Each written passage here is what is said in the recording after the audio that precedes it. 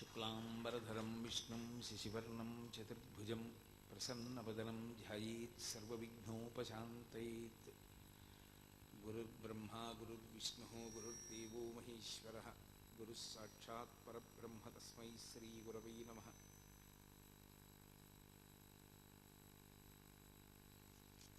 వ్యాసాయ విష్ణురూపాయ వ్యాసరూపాయ విష్ణవే నమో వై బ్రహ్మనిధయే వాసిష్ఠాయ నమో నమః.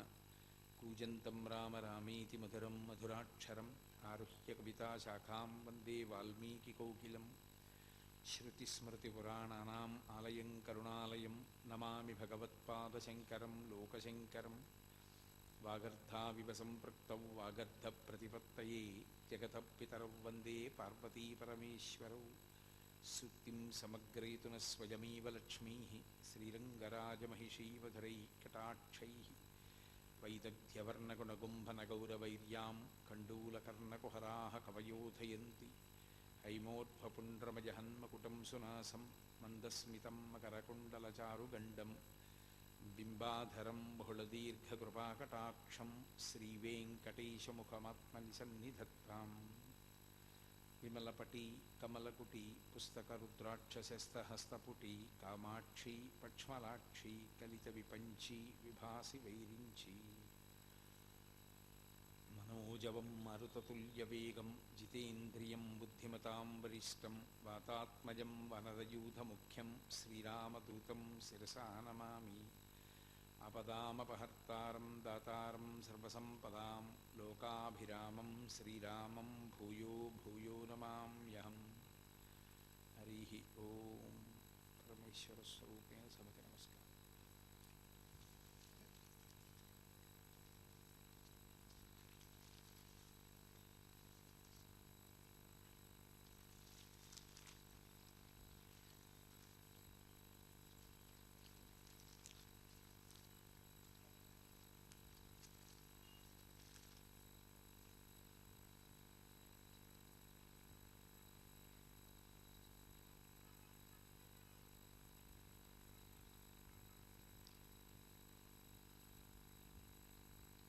అరుణాచలము, భగవాన్ రమణ మహర్షి, ఈ రెండు ఒకదానితో ఒకటి పెనవేసుకుపోయి అవిభాజ్యములైపోయాయి. రమణులు ఒకనాడు అరుణాచలము అన్న మాట విని ఆ అరుణాచల క్షేత్ర ప్రవేశం చేసిన దాదిగా ఆయన అక్కడే శరీరాన్ని విడిచిపెట్టి బ్రహ్మీభూతులయ్యారు తప్ప అసలు ఆయన ఏ కారణం చేత కూడా అరుణాచల క్షేత్రాన్ని విడిచిపెట్టి బయటికి వెళ్ళినటువంటి సందర్భం లేదు. ఒకానొకప్పుడు అరుణాచల క్షేత్రం అంతా కూడా ప్లేగు వ్యాధి వచ్చింది. ఇళ్లలో శవాలు ఉండేవి, జనం వెళ్ళిపోయేవారు భయపడి. చిరుతపులులు యథేచ్ఛగా ఊళ్ళో సంచరించి అవి ఆ శవాల్ని తీసుకెళ్ళి అరుణాచలం కొండ మీద పెట్టుకు తింటూ ఉండేవి. అంత భయంకరమైనటువంటి ప్లేగ్ వ్యాధి ప్రబలినప్పుడు వారు అరుణాచలాన్ని విడిచిపెట్టలేదు.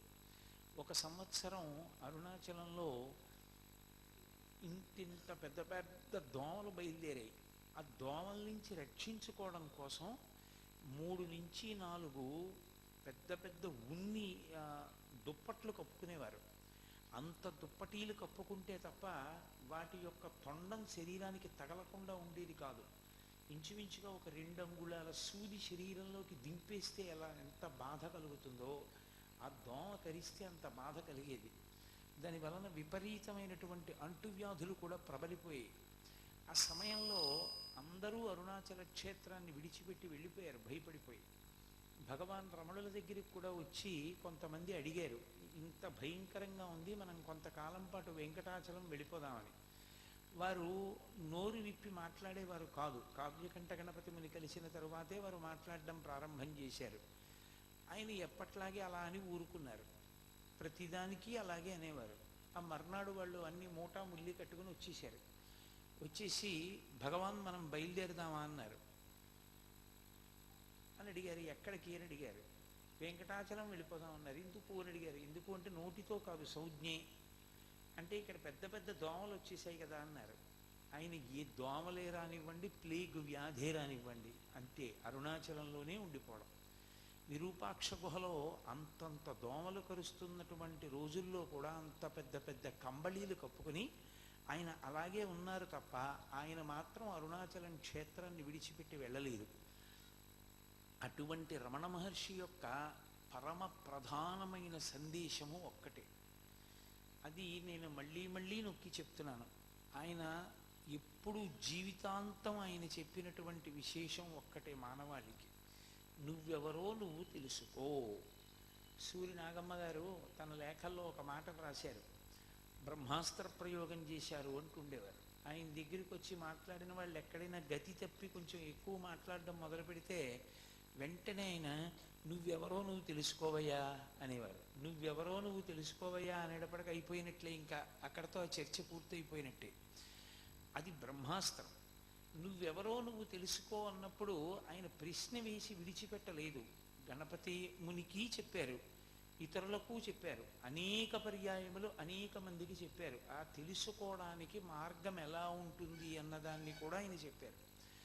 ఆయన తరచుగా చెప్పినది ఒక్కటే: నేను నేను అన్న భావన ఎక్కడి నుంచి పుడుతోందో అక్కడికి వెనక్కి వెడితే, నేనన్న భావన ఎప్పుడు లోపల నుంచి బయటికి వస్తూ ఉంటుంది. బయటికి వచ్చేటటువంటి నేను అన్న భావనని బోలెడన్ని నాది అన్న భావనలు చుట్టూ చేరి ఉంటాయి. దీన్ని మధుకైటభులు అంటారు. ఒక్క నేను తేనె చుక్క వేస్తే చుట్టూ ఎన్ని కీటకములు చేరుతాయో, ఒక్క నేను ఉంటే దాని చుట్టూ ఎన్ని నాదులు చేరుతాయో. నేను అన్నాను అనుకోండి, నా లాల్చి, నా పంచె, నా ఉత్తరీయం, నా కళ్ళజోడు, నా రుద్రాక్షలు, నా గొలుసు, నా ఉంగరాలు, ఎన్నో నాదులు. ఒక నేనుకి ఎన్ని నాదులు. ఒక్క తేనె చుక్క ఉంటే దాని చుట్టూ ఎన్ని కీటకాలు. మధుకైటభులు ఇద్దరూ సంహరింపబడ్డారు అంటారు విష్ణువు చేతిలో. ఆ మధుకైటభులు మరణించడం అంటే నేను, నాది, అహంకారము, మమకారము. ఈ నేను అన్నది బయటికి రావడం ప్రత్యేకంగా ఎవరి యొక్క ఉపదేశం అక్కర్లేదు. ఎవ్వరి ఉపదేశము అవసరం లేకుండా ప్రతి వాళ్ళకి పుట్టుకతో సహజంగా ఏర్పడేటటువంటి లక్షణం.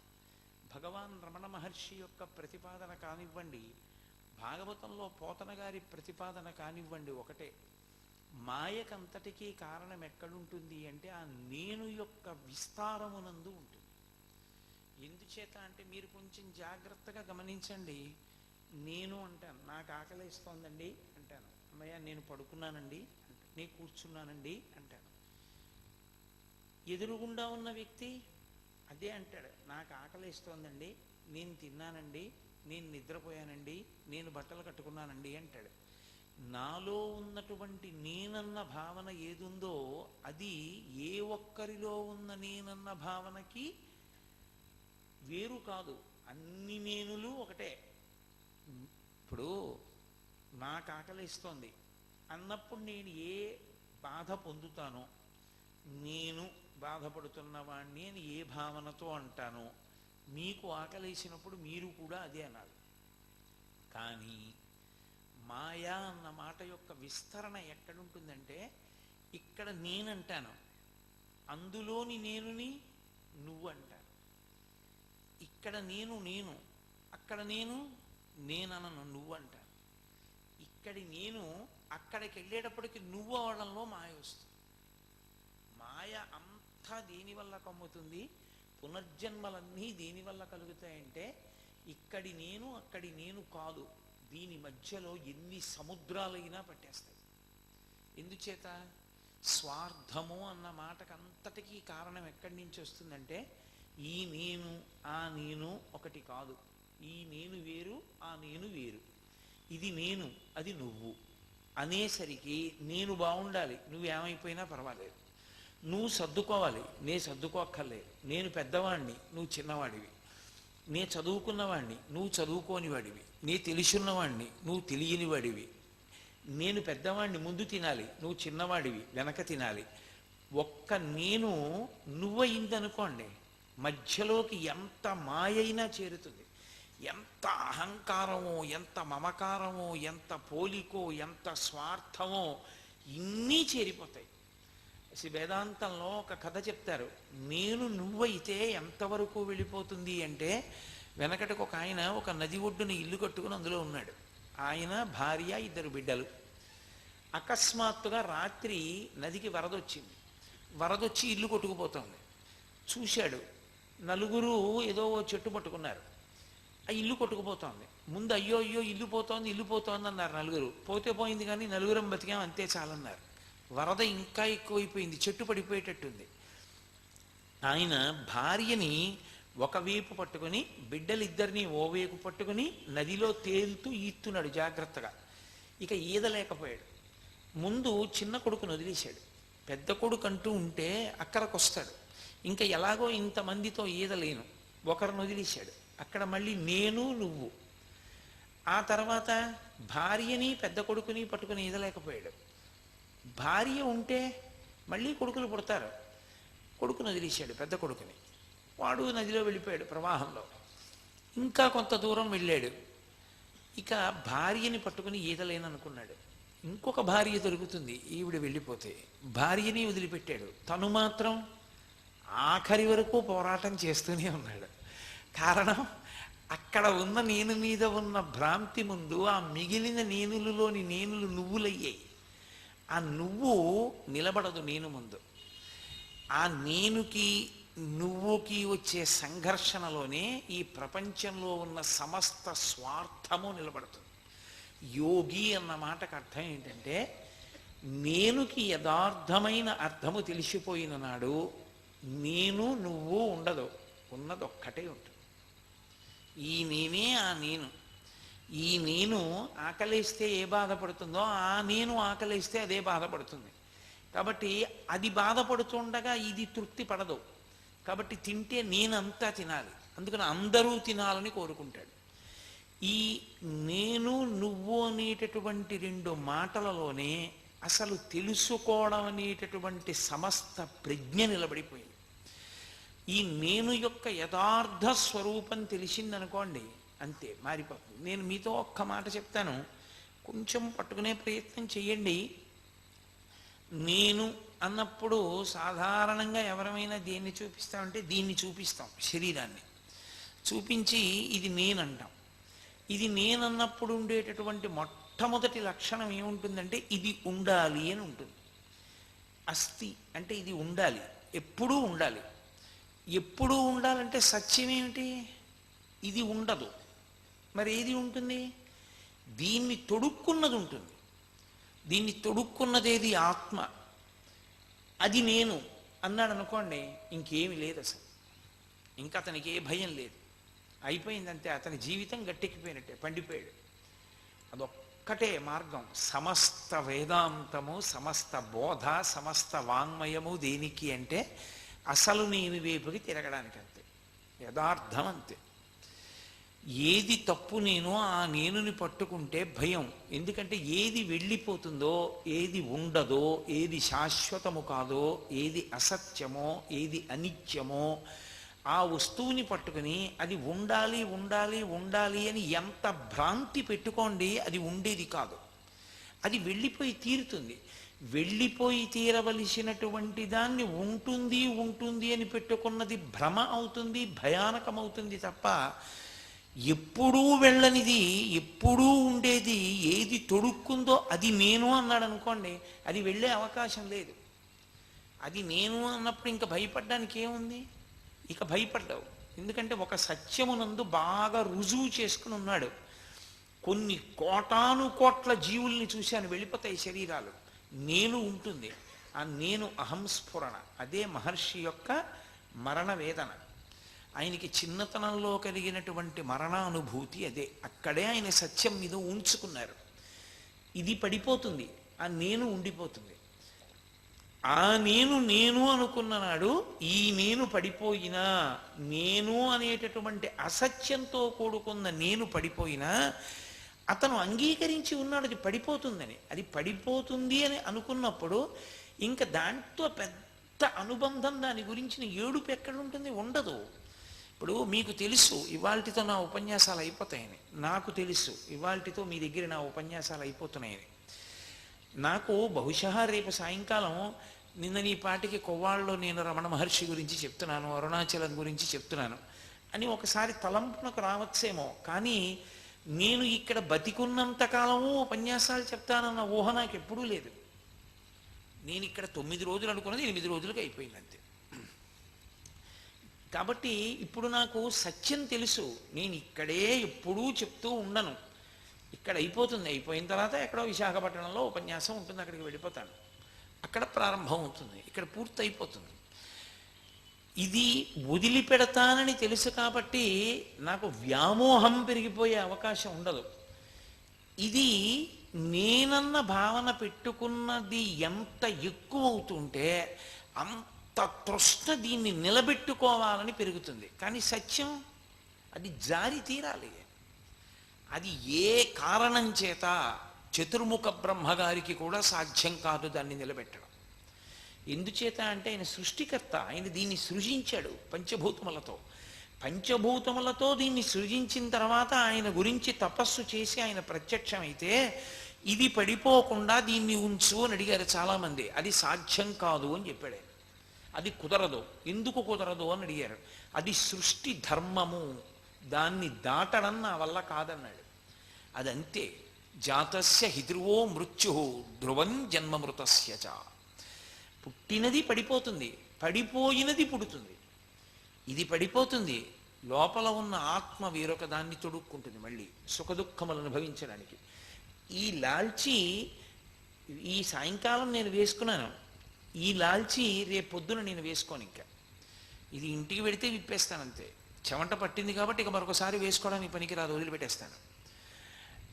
వదిలిపెట్టేసేటప్పుడు నాకు భ్రాంతి ఉండదు. ఇది వదిలిపెట్టేస్తానని తెలుసు కాబట్టి, ఇది ఎప్పుడూ నేను వేసుకుని ఉంటానన్న భావన నాకు లేదు, వదిలిపెడతాను. కానీ వేసుకుంటున్న శరీరం మార్చుకుంటోంది చొక్కాలని. అలా ఆత్మ మార్చుకుంటోంది. అది నేను.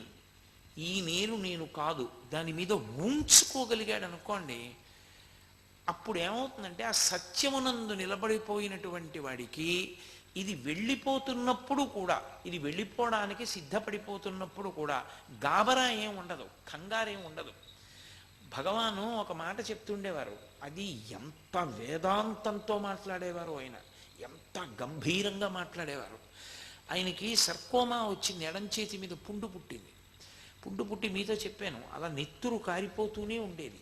ఎంత పోటో, దాని మీద వెన్నుపూసల మధ్య ఉండేటటువంటి నరం తెగిపోయింది. ఎంత పోటు, ఇంత పోటుకి ఆయన సాక్షి. ఆయన దగ్గరికి వచ్చి అన్నారు, అయ్యా అది అంత బాధ పెడుతోంది కదా, ఇదిగో ఈ ఫలానా ఫలానా మందులు మీరు వేసుకుంటే, ఈ మందుల పట్టీలో ఉన్న మందులు తెప్పించుకుని వేస్తే నొప్పి తగ్గుతుంది కదా అంటే, ఆయన నోటి వెంట వచ్చినటువంటి మాట ఏమిటో తెలుసా? ఒక చుట్టం ఇంటికి వచ్చాడు అనుకోండి, ఆ చుట్టం ఎక్కువ ఉండడం మీకు ఇష్టం లేకపోతే మీరు ఏమనవలసి ఉంటుంది? చూసి చూడనట్టు ఉండాలి, పెట్టి పెట్టనట్టు ఉండాలి, పట్టించుకోనట్టు ఉండాలి. ఆయన వెళ్ళిపోవాలని కోరిక మనసులో ఉంది, చాలా బాగా పట్టించుకున్నారు అనుకోండి, ఆ చుట్టం వెళ్తాడేంటి, చాలా బాగా చూస్తున్నారని కూర్చుంటాడు. ఇదే ఒక కట్టె. ఎప్పుడు లోకంలో బోలెడన్ని కట్టెలు ఉంటాయి, ఏ కట్టె అయినా కాలిపోవలసిందే. మీరు కాల్చండి కాల్చకపోండి, అది మట్టి అయిపోతుంది. ఇదొక కట్టె, ఇది కాలిపోతుంది ఒకప్పుడు. ఈ కట్టెకు మళ్ళీ ఓ పుండు, ఆ పుండుకి మళ్ళీనేమో ఈ కట్టెకు వచ్చిన చుట్టం, దాన్నంత గౌరవం అంత ముద్ద, అలా చేసే కదూ దాన్నంత పెంచుతున్నారు అన్నారు ఆయన. ఎంత సాక్షి భావనో చూడండి. అసలు ఆయనకి శరీరముతోడి సంగము లేకుండా అంత సాక్షిత్వం ఏర్పడడానికి కారణం ఒక్కటే, అసత్య వస్తువు. అసత్య వస్తువు అనేటటువంటిది ఒకటి తెలిస్తే లోకంలో, దాని మీద మీకు విపరీతమైన వ్యామోహం ఉండదు. అందుకే మీరు చూడండి, ఎక్కడెక్కడి అసత్య వస్తువులు ఉంటాయో అక్కడక్కడవి కాసేపు సంతోషంగా ఉంటాయి, ఆ తర్వాత ఎంత తొందరగా వాటిని వదిలిపెడదామా అని ఉంటుంది. రైలు ఎక్కాలనుకోండి, ఆ రైలు వెళ్ళిపోతుందేమో అని రిక్షా ఎక్కుతాడు, గబగబా రైలు ఎక్కుతాడు, మంచి సీటు దొరకాలి, కూర్చుంటాడు. కూర్చున్న గంటకి ఇంకా రేపు పొద్దుటికి చేరతామంటాడు. రైలు దిగిపోయేటప్పుడు అమ్మయ్యా అయిపోయింది ప్రయాణం, వచ్చేసామంటాడు. ఏది అసత్యమో, అసత్యం అంటే తనకి జీవితాంతం దానితో సంబంధం లేదో, తాను దిగిపోతాడో, దాంతో అంత వ్యామోహం పెట్టుకోడు. అందుకే అద్దె ఇంటి మీద మోజు ఉండదు ఎవరికి. అద్దె ఇల్లు పాడైపోతోంది అనుకోండి, అందులో అద్దెకున్నవాడికి ఏముంటుంది? అది పాడైపోతుంది. దాని గురించి అందులో ఉండకపోయినా బాధపడేవారు ఎవరంటే యజమాని. వాడు బాధపడతాడు, అద్దెకున్నవాడు బాధపడ్డావు. అందుకే లోకంలో ఒక సామెత ఉంది, ఏమనుకోకండి నేను అలా అన్నానని, fools construct the houses and wise men live in it అని. చాలా అమాయకులైన వాళ్ళు ఇళ్ళు కడతారు, చాలా తెలివైన వాళ్ళు అద్దెకుంటారు అని ఒక సామెత. ఎందుకంటే వాడికి హాయ్, దాని గురించి ఏ సంబంధం లేదు. ఇల్లు కట్టుకున్న వాడికి, యజమానికి ఎంత తాపత్రయమో దాని గురించి. ఎక్కడ సొన్నం ఊడిపోయినా, ఎక్కడ పెచ్చు ఊడిపోయినా బెంగే, ఏదో చేయించుకుంటూ ఉండాలి. ఆ బాధ అద్దెకున్న వాడికి ఏముంటుంది? యజమాని చేయించలేదు అనుకోండి, దీన్ని విడిచిపెడతాడు, ఇంకో 100 రూపాయలు ఇచ్చి ఇంకో చోటుకు పోతాడు. లేదు 1000 రూపాయలు తక్కువకి వస్తే వెళ్ళిపోతాడు అక్కడికి. హాయ్, ఇది అద్దె కొంప, ఇందులో కొన్నాళ్ళు ఉండి వెళ్ళిపోతాం, ఇందులో ఏం మనం శాశ్వతంగా ఉండిపోం అన్నారనుకోండి, ఇది వెళ్ళిపోతున్నా భ్రాంతి ఉండదు, ఇది వెళ్ళిపోతున్నా బాధ ఉండదు. మరి నేను, ఆయన మార్గం చెప్పారు లోకానికి. నేనన్న మాట ఎక్కడి నుంచి పుడుతోందో అక్కడికి వెనక్కి వెళ్ళమన్నారు ఆయన. నేను ముందుకొస్తుంది, నేను తన్నుకొస్తుంది, మన ప్రయత్నం అక్కర్లేదు. అక్కర్లేకుండానే అది ఎప్పుడు తన్ని పైకి వస్తుంది. మీరు చూడండి, దాని ప్రయత్నం అక్కర్లేదు. నేను అంటాను, నేను వచ్చేస్తుంది. కానీ నేను ఎక్కడ పుడుతోంది అసలు? అక్కడికి వెళ్ళమన్నారు, విచారణ అంటారు. ప్రశాంతంగా కూర్చుని ఆ వెనక్కి వెళ్ళు, వెనక్కి వెళ్ళి అది ఎక్కడ పుడుతోందో అక్కడికి వెళ్ళు. అక్కడికి వెళ్ళినప్పుడు ఒక గమ్మత్తు జరుగుతుంది. వెనక్కి వెళ్ళడానికి నువ్వు ఏ సాధనాన్ని పట్టుకుని వెళ్ళావో ఆ సాధనం అక్కడికి వెళ్ళిన తరువాత దానిలో కరిగిపోతుంది. కరిగిపోగానే అసలు నేను నువ్వుగా నిలబడిపోయినప్పుడు ఆనందం ఒక్కటే ఉంటుంది, ఇంకేం ఉండదు అక్కడ. ఇంకా అందుకే తరచు వేదాంతంలో వాడే ఉపమానం, సముద్రపు లోతు కనుగొనాలని ప్రయాణం చేసినటువంటి ఉప్పు బొమ్మ సముద్రపు లోతు కనుక్కోవడానికి ప్రయాణం చేయడంలో కరిగిపోయి సముద్రంలోకి వెళ్ళిపోయింది. మొదట నేనెక్కడ పుడుతోందో కనుక్కోవడానికి సాధనంగా దీన్ని తీసుకుంటాడు, మనసుని. నిజానికి ఆ మనసు సంకల్ప వికల్ప సంఘాతం. సంకల్ప వికల్ప సంఘాతమైన మనస్సుకి ఆధారమేది? ఊపిరి. ఆ ఊపిరి నియంత్రింపబడుతుంది. అందుకే ప్రాణాయామం చేస్తారు పూజ చేసేటప్పుడు. నియంత్రింపబడి యోగంలో మీరు ఎంత తపశ్శక్తిలోకి వెడుతుంటే ఊపిరి అంత మందగించిపోతుంది.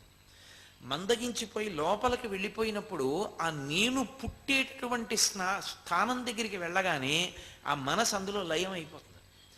లయం అయిపోయినప్పుడు ఒక్క ఆత్మయే మిగులుతుంది. ఆ ఆత్మగా తాను ఉంటాడు. ఆత్మగా తానున్నప్పుడు ఆనందం ఒక్కటే ఉంటుంది. దుఃఖమంతా ఎప్పుడు పుడుతుందంటే మనసు లేస్తే. మీరు ఈ మాట ఎంత పాటి పట్టుకున్నారో నాకు తెలియదు. మరి సుఖము దుఃఖము ఈ రెండు భావనలు ఎప్పుడుంటాయంటే మనస్సు నిద్ర లేచి ఉంటే. మనసు నిద్ర లేచి లేదనుకోండి, అది ఆత్మలో కరిగిపోయి ఉందనుకోండి, ఆత్మలోకి వెళ్ళిపోయి ఆత్మలో లయమై ఉందనుకోండి, అది పైకి రాకపోతే ఇక ఆనందమన్నది తప్ప ఇంకొకటి లేనే లేదు. ఇది ప్రతి వాళ్ళకి అనుభవంలో ఉంటుంది. అందుకే అజ్ఞానము చేత ఆనందావస్థ సుషుప్తి, నిద్ర లేపవద్దు అని చెప్తారు. భగవత్ సంబంధం చెప్పకుండా నిద్ర లేపవద్దు అంటారు. అందుకే సుప్రభాతం పాడతారు, లేవమని అర్థం. ఎందుకు లేవద్దంటారు? ఎంతో కష్టపడి ఆత్మస్థితికి చేరుకుంటే పొందేటటువంటి ఆనందం ఏదుందో దాన్ని సుషుప్తిలో పొందుతాడు. సుషుప్తి అంటే గాఢ నిద్ర. అక్కడ మనసు లేదు, అది ఆత్మలోకి వెళ్ళిపోయింది. ఆత్మలోకి వెళ్ళిపోయింది అనుకోండి మనస్సు, ఇంక ఏది సుఖం ఎక్కడుంది, దుఃఖం ఎక్కడుంది? తను ఎక్కడ పడుకున్నాడో తనకి తెలియదు, తన పక్కన ఏ ఉందో తనకి తెలియదు, తన శత్రువు తన దగ్గరికి వచ్చాడేమో తెలియదు, తన కంఠం మీద కత్తి ఎత్తేస్తున్నా తనకి తెలియదు, తను ఆ పూట తినకపోయినా తనకి తెలియదు, తన వాళ్ళెవరి బాధలు తనకి తెలియవు, తనకి సుఖం లేదు, తనకి దుఃఖం లేదు, ఉన్నదల్లా ఒక్కటే ఆనందం. ఏమీ తెలియలేదు. ఏమీ తెలియకపోవడానికి కారణం మనసు పనిచేయట్లేదు. మనసు పనిచేయకపోతే నిరతిశయమైన ఆనందం, అదే రాశీభూతమైన ఆత్మ. ఆత్మగా ఉన్నంతసేపు ఆనందం. మనస్సు పైకి వచ్చిందా అది వెంటనే ప్రారంభం చేస్తుంది సుఖదుఖాలు, ఉత్తరక్షణం మొదలుపెట్టేస్తుంది. అందుకే మీరు చూడండి, తెలివొచ్చిందంటారు. తెలివొచ్చింది అంటే అర్థం ఏమిటో తెలుసా? ఆత్మలోంచి మనసు విడింది. విడగానే అది చేసే పని ఏమిటంటే దానికి బానిసలు ఉంటారు. అది కొన్ని కోట్ల జన్మల నుంచి వశవర్తుల్ని చేసుకుంది, బానిసల్ని చేసుకుంది. దాని ఆదేశం బట్టి లేచి అనుసరించాలి. ముందు 5 జ్ఞానేంద్రియాలని పిలుస్తుంది: కన్ను, చెవి, ముక్కు, నాలుక, స్పర్శేంద్రియం. మనసు లేచిందంటే ఇంకా పడుకోకూడదు. చూడండి, ధూర్తుడైన యజమాని ఉంటాడు, ఆయనకి రాత్రి 2ంటికి తెలివి వచ్చిందనుకోండి, ఆయన పోన్లే పాపం అందరూ పడుకున్నారు, మనం లేచామని వాళ్ళందరినీ లేపడం ఏమిటి అనుకోడు, ఆయన అందరినీ లేపేస్తాడు. లే నాకు నిద్ర పట్టట్లేదని.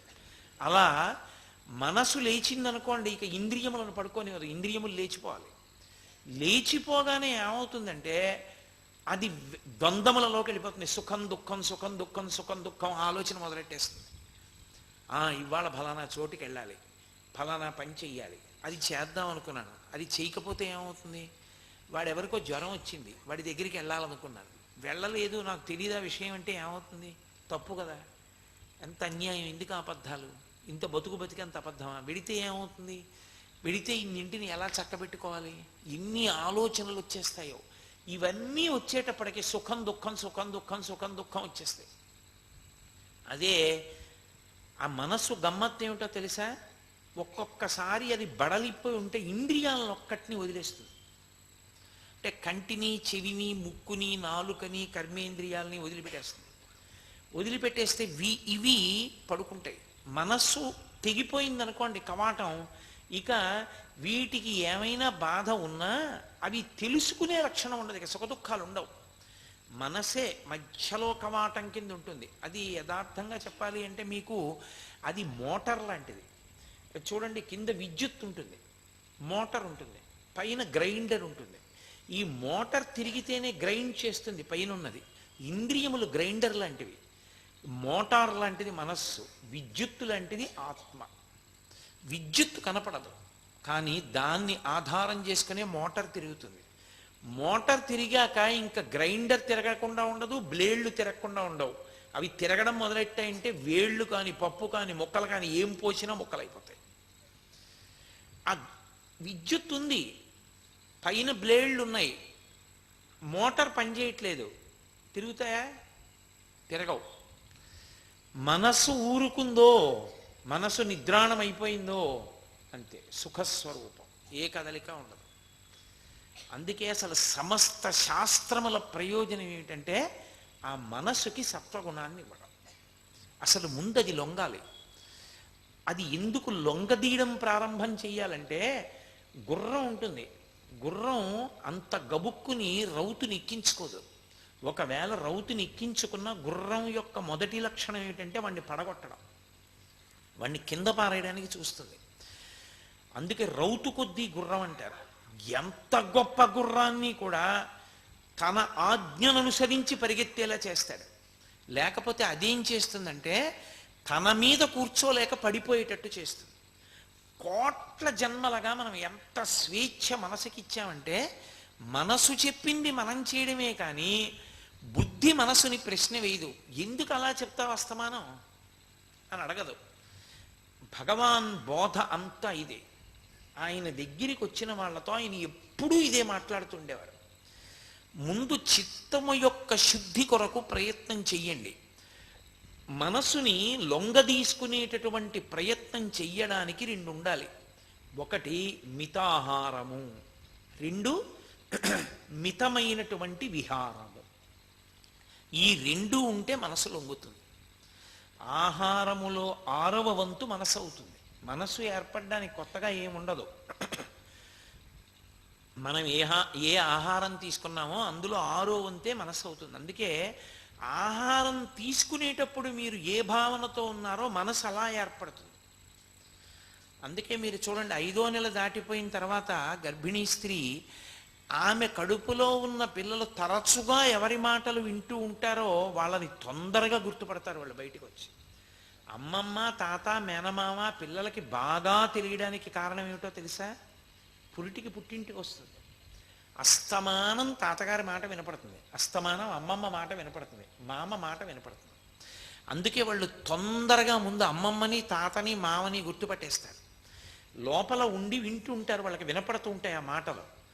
అలా మనస్సుని లొంగ తీసుకోవాలంటే మితమైనటువంటి ఆహారము, సాత్వికమైన ఆహారము, దైవర్పిత ఆహారము, ప్రసాదమై సాత్వికమైనటువంటి ఆహారము శరీరానికి ఇచ్చి అది లోపలికి తీసుకునేటప్పుడు భగవద్గుణ సహితమై ఇచ్చారనుకోండి.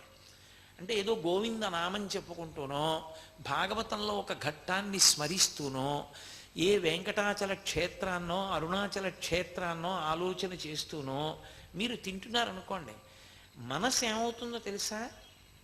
అది 6వ వంతు ఈ క్షేత్రంగా మారిపోతుంది. దానికి ఉండే లక్షణం, నేను చెప్పింది అబద్ధమేమో మీరు గమనించండి. మీరు అలా ప్రయత్నం చేయండి. మీరు నిద్రపోతున్నప్పుడు స్వప్నావస్థ అని ఒకటి ఉంటుంది. అది ఎంత బలం తీసుకుంటుందంటే మనసు, మీరు దేని గురించి బాగా ఆలోచించారో, మీరు తిన్నది జీర్ణమైపోయేటప్పుడు అంతా ఏది ఆలోచింపబడిందో దాన్ని చూపిస్తుంది. అదే చూపిస్తుంది. నేను మీతో పరమ యథార్థం చెప్పాలంటే, అబద్ధం చెప్పకుండా ఉండాలి అంటే, నాకు ఏ ఉపన్యాసం చెప్తున్నానో ఆ ఉపన్యాసానికి సంబంధించినటువంటి విశేషాలు రాత్రి కల్లో కనపడుతుంటాయి ఎక్కువగా. అంటే అదేం గొప్ప విషయం అనేం కాదు, అది నాకే కాదు ఎవరికైనా అవుతుంది. అది నాకే అనుకోకండి. నేను అరుణాచలం గురించి చెప్తున్నాను అనుకోండి, నేను రాత్రి పడుకున్నప్పుడు కొంచెం నిద్ర పట్టుండగా స్వప్నావస్థలో బలపడిపోతుంది మనసు. బలపడిపోయి అది భగవాన్ రమణులు, సోఫా, ఆ ధ్యానం చేసుకునే హాలు, రమణ బావి, ఆ వెనకాతల ఉన్నటువంటి సమాధులు, ఆ గేటు, అందులోంచి కొండ మీదకి ఎడితే స్కందాశ్రమం, కిందకి దిగితే విరూపాక్ష గుహ, అక్కడి నించుంటే కనపడే అరుణాచల శిఖరాలు, అదే పనిగా చూపిస్తుంటుంది. అదే పనిగా చూపిస్తూ ఉండడం వల్ల వచ్చే లక్షణం ఏమిటో తెలుసా? అది రజోగుణానికి స్పందించదు. ఏదో మీరు తీసుకొచ్చి ఉద్రేకపడవలసిన మాట చెప్పారనుకోండి, అది ఉద్రేకపడదు. కారణం ఏమిటంటే దానికి చల్లటి విషయం తగులుతోంది.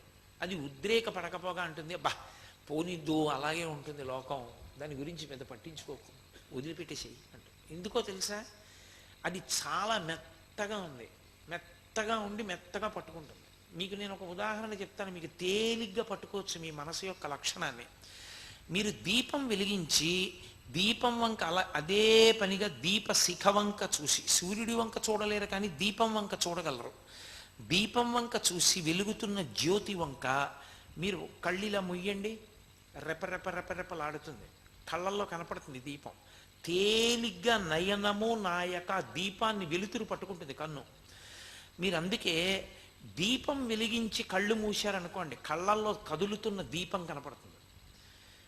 అది దేని మీద మీరు దృష్టి పెట్టి చూశారో అదిగా మారుతుంది. దానికి ఆ లక్షణం ఉంటుంది. వృత్తి అంటారు. నేను ఒక కుండ గురించి ఆలోచిస్తున్నాను అనుకోండి, ఘటాకార వృత్తి అంటారు. నా మనసు కుండగా మారుతుంది.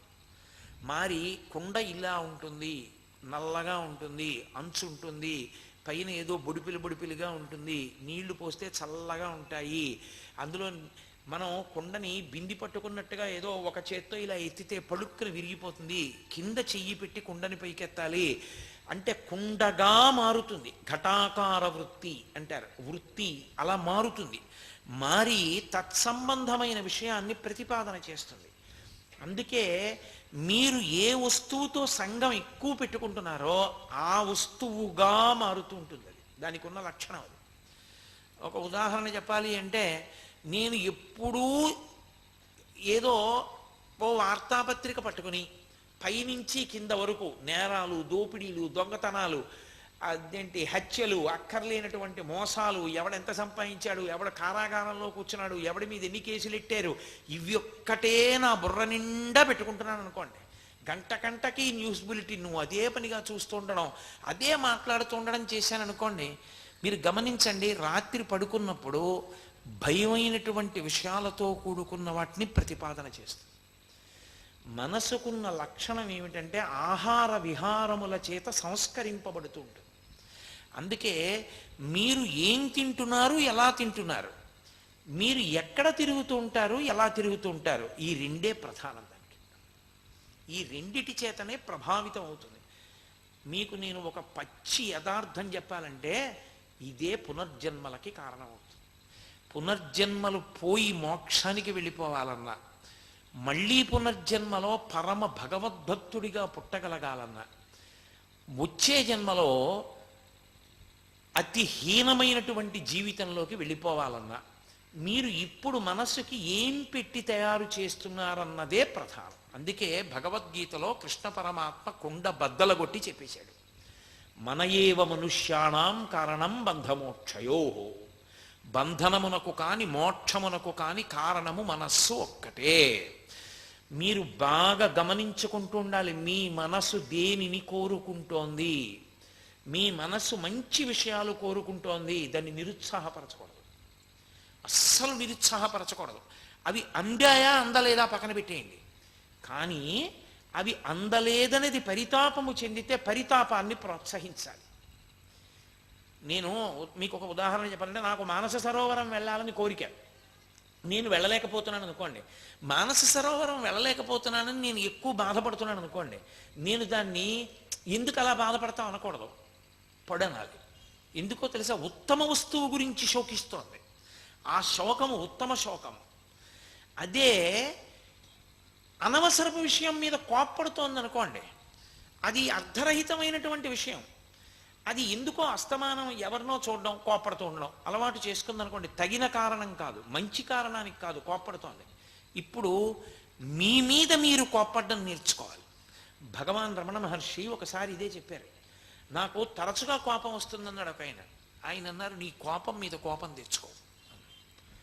ఆయన అన్నాడు, నేను ఫలానా వారితో మాట్లాడతాను, వాళ్ళు సరిగా స్పందించరు, నాకు చాలా కోపం వచ్చేస్తున్నాడు, కోప్పడిపోతూ. ఆయన అన్నారు, అప్పుడు నీ శరీరాన్ని నువ్వు తిట్టుకో, నీ మనసును నువ్వు తిట్టుకో, అది ఉత్తమమైనటువంటి మార్గానికి ఎడతావు. నువ్వు ఎదుటివారిని నింద చేస్తే, ఎదుటివారి మీద కోప్పడితే నరకానికి ఎడతావు, నువ్వు పాడైపోతావు. దానివల్ల నీకు ఉపయోగం ఏమిటి? ఎదుటివాడు ఎటు వినడు, వినని వాడిని నువ్వు తిడుతున్నావు, వినటి వాడి మీద కోపం పెంచుకుంటున్నావు. అప్పుడు ఏమవుతుంది? రౌద్ర ప్రవృత్తి నీలో పెరిగిపోతుంది. అప్పుడు నీ కక్ష వాడి మీదకి వెళ్ళిపోతుంది, కక్షతో తూగుతూ ఉంటుంది, మనస్సు తూలిపోతూ ఉంటుంది. అందుకే చూడండి, భగవద్భక్తిలో ఉందనుకోండి వెనక్కి వెళ్ళిపోతుంది, సాత్వికంలోకి వెళ్ళిపోతుంది. మీకు ఇది బాగా ఎక్కడ కనపడుతుందో తెలుసా? సనాతన ధర్మమునందుండేటటువంటి అద్భుతం అదే. మీరు గమనించండి, మీరేమీ చెయ్యక్కర్లేదు. ఒక డోలక్ పట్టుకుని, మృదంగం పట్టుకుని 10 మంది కూర్చుని జై జయశంకర హరహర శంకర, జై జయశంకర హరహర శంకర అని తప్పట్లు కొడుతూ ఓ గంట సేపు భజన చేశారనుకోండి, మీరు వెళ్ళిపోయారనుకోండి ఇంటికి, అది జై జయశంకర హరహర శంకర, జై జయశంకర హరహర శంకర అంటుంది. మీరు గోదావరి గట్టుంది, గట్టు మీద చెట్టుంది అని పాడారనుకోండి, అది మీరు పాడమనకపోయినా గోదావరి గట్టుంది, గట్టు మీద చెట్టుంది అంట. గోదావరి మీద గట్టు, గట్టు మీద చెట్టు నిన్ను రక్షిస్తాయా? హరహర శంకర, జై జయశంకర నిన్ను రక్షిస్తాయి. అందుకని విహారము, ఆహార విహారములు ఏ ఉంటాయో ఆ వాటి గురించి ముందు నువ్వు విచారణ చేసుకోవడం, నీ మనసుని జాగ్రత్త పెట్టుకోవడం, దాన్ని పరిశీలిస్తూ ఉండడం, అది ఏవడుగుతోంది గమనిస్తూ ఉండాలి ఎప్పుడు. అందుకే వేదాంత శాస్త్రమునందు మనసు పసిపిల్ల, బుద్ధి కన్న తల్లి. మనసుకి అక్కర్లేని విషయం ఉండదు. అసలు దానికి ఇది అడగచ్చా, ఇది అడగకూడదా అన్న యుక్తాయుక్త విచక్షణ ఉండదండి. నన్ను నమ్మండి మీరు, అది అసలు అలా ఏం ఉండదు. దానికి అలా తప్పు కదా, అలా అడగచ్చా అని ఉండదు. అది ఎంత అసహ్యకరమైన విషయాన్నైనా ప్రతిపాదన చేసేస్తుంది. అది చెయ్యి అంటుంది, అలా ఊహిస్తుంది, అటువంటి ప్రతిపాదనలు తీసుకొస్తుంది. మీరు బుద్ధి చేత ఇలా వేలు చూపించారనుకోండి, పసిపిల్లలు చూడండి, ప్లగ్గుల్లో వేళ్ళు ఎడతారు, అమ్మ నా కొడుకు కదా అని చూడదు, పట్టుకుని 2 లెంపకాయలు కొట్టి చేతి మీద కొడుతుంది, అందులో వేలు పెట్టా అంటుంది. వాడు అమ్మ చూడకుండా వేలెట్టడానికి చూస్తాడు. తర్వాత ఏమవుతాడంటే దెబ్బలు గుర్తొస్తాయి, అమ్మో దాని జోలికొద్దని మానేస్తాడు. బుద్ధి మనసుని హెచ్చరించడం మొదలెట్టింది అనుకోండి, అది ప్రతిపాదనలు చేయడం తగ్గించేస్తుంది. తర్వాత మీరు దానికి ప్రీతిని దేని మీద కల్పించాలో దాని మీద కల్పించారనుకోండి, రామాయణం మీద ప్రీతి పెంచేసుకుంది అనుకోండి, ఎక్కడో అక్కడ ప్రీతి ఉండాలండి, ఉండకుండా ఒక్కసారి ప్రీతికి అప్రీతికి అతీతంగా రమణ మహర్షిలా అయిపోవడం అందరికీ ఏకకాలమునందు సాధ్యము కాదు. అలా అయిపోతే లోకంలో అందరూ మోక్షానికి వెళ్ళిపోతారు. అది సాధ్యం కాదు, ఎంతో సాధనతో వెళ్ళాలి. అందుకని మొదటి మెట్టులో పరిశీలన ఎక్కడ అంటే, ఏది అడుగుతోంది? రామాయణం చదువుకుందామని అడుగుతోందా? ప్రశాంతంగా కూర్చుందామని అడుగుతోందా? ఇంకా కాసేపు జపం చేసుకుందామని అడుగుతోందా? మంచి విషయం ఏమైనా చూద్దామని అడుగుతోందా? ఏదైనా పెద్ద దేవాలయంలోకి వెళ్ళి ప్రశాంతంగా అలా కూర్చుని అలా భగవన్మూర్తుల్ని సాయంకాలం వినపడేటటువంటి పాటల్ని అలా వింటూ అసుర సంధ్య వేళలో మోగుతున్నటువంటి ఆ ధ్వజస్తంభపు చిరుగంటల చప్పుళ్ళు వింటూ ఓ గంట దేవాలయంలో కాసేపు అలా కూర్చుందామని ఏమైనా అనిపిస్తోందా దానికి? అది అడిగింది అనుకోండి, మీరు దాన్ని ప్రోత్సహించాలి. పిల్లాడు అమ్మ నేను టీ కాచి అమ్మ ఒక్క గంట చదువుకుంటానమ్మా అంటే, అమ్మ టీ కాచి ఇచ్చినట్టు, అమ్మ నాకు నిద్ర పట్టేస్తుంది కొంచెం లేపే, అమ్మ లేపిన తర్వాత నేను గబుక్కులు పడుకుండిపోతాను, దగ్గరుండి కొంచెం చన్నీళ్లతో మొహం కడిగించవా అని అడిగితే సంతోషించి కడిగించిన అమ్మలా, టీ పెట్టి ఇచ్చిన అమ్మలా, అది ఏ చిన్న మంచి విషయం అడిగినా మీరు వెరీ గుడ్ చెయ్యి అని వెనక దన్నుగా నిలబడితే అది దాని మీద ఊంచుకుంటుంది, మెల్లిగా ఊంచుకుని అందులో నిలబడుతుంది. నిలబడిందనుకోండి విహారమును అలవాటు చేసుకుంటుంది. అప్పుడు దానికి ఏమవుతుందంటే, అది ఎప్పుడూ దాన్ని చూసి సంతోషపడడం అలవాటు చేసుకుంటుంది. దానికి రంజకత్వం అంటారు. రంజకత్వం అందులోంచి వస్తుంది. ఇప్పుడు అది ప్రమాదరహితమైనది. ఈ మనసే వెళ్ళిపోయేటప్పుడు కూడా ఏం చేస్తుందంటే, శరీరంలోంచి ఉద్గమిస్తుంది. ప్రాణోత్క్రమణంలో బయటికి వెళ్ళిపోతూ పంచేంద్రియాలని కూడబెట్టేసుకుని బయటికి వెళ్ళిపోతుంది. వెళ్ళిపోయేటప్పుడు ఎప్పుడూ ఏదలవాటో దాన్నే స్మరిస్తూ వెళ్ళిపోతుంది. వెళ్ళిపోయినప్పుడు మంచిని ఆలోచిస్తూ భగవంతుడి గురించి, శ్రీరామాయణం గురించి, రమణ మహర్షి గురించి, అరుణాచలం గురించి ఆలోచిస్తూ వెళ్ళిపోయింది అనుకోండి, వెళ్ళిపోగానే ఉత్తర జన్మలలో భగవంతుడికి దగ్గరైపోవడానికి వీలైన జన్మలోకి ఎడుతుంది. రజోగుణ సంబంధం పెట్టుకుందనుకోండి, దూరం అయిపోయేటటువంటి కొన్ని కోట్ల జన్మలు దూరం అవడానికి వీలుగా కిందకెడుతుంది. అందుకే అసలు నిజానికి చెయ్యవలసిన పనంతా దేని కొరకు? చిత్తశుద్ధి కొరకు. భగవాన్ దీని గురించే ఎన్ని పర్యాయములు మాట్లాడారు.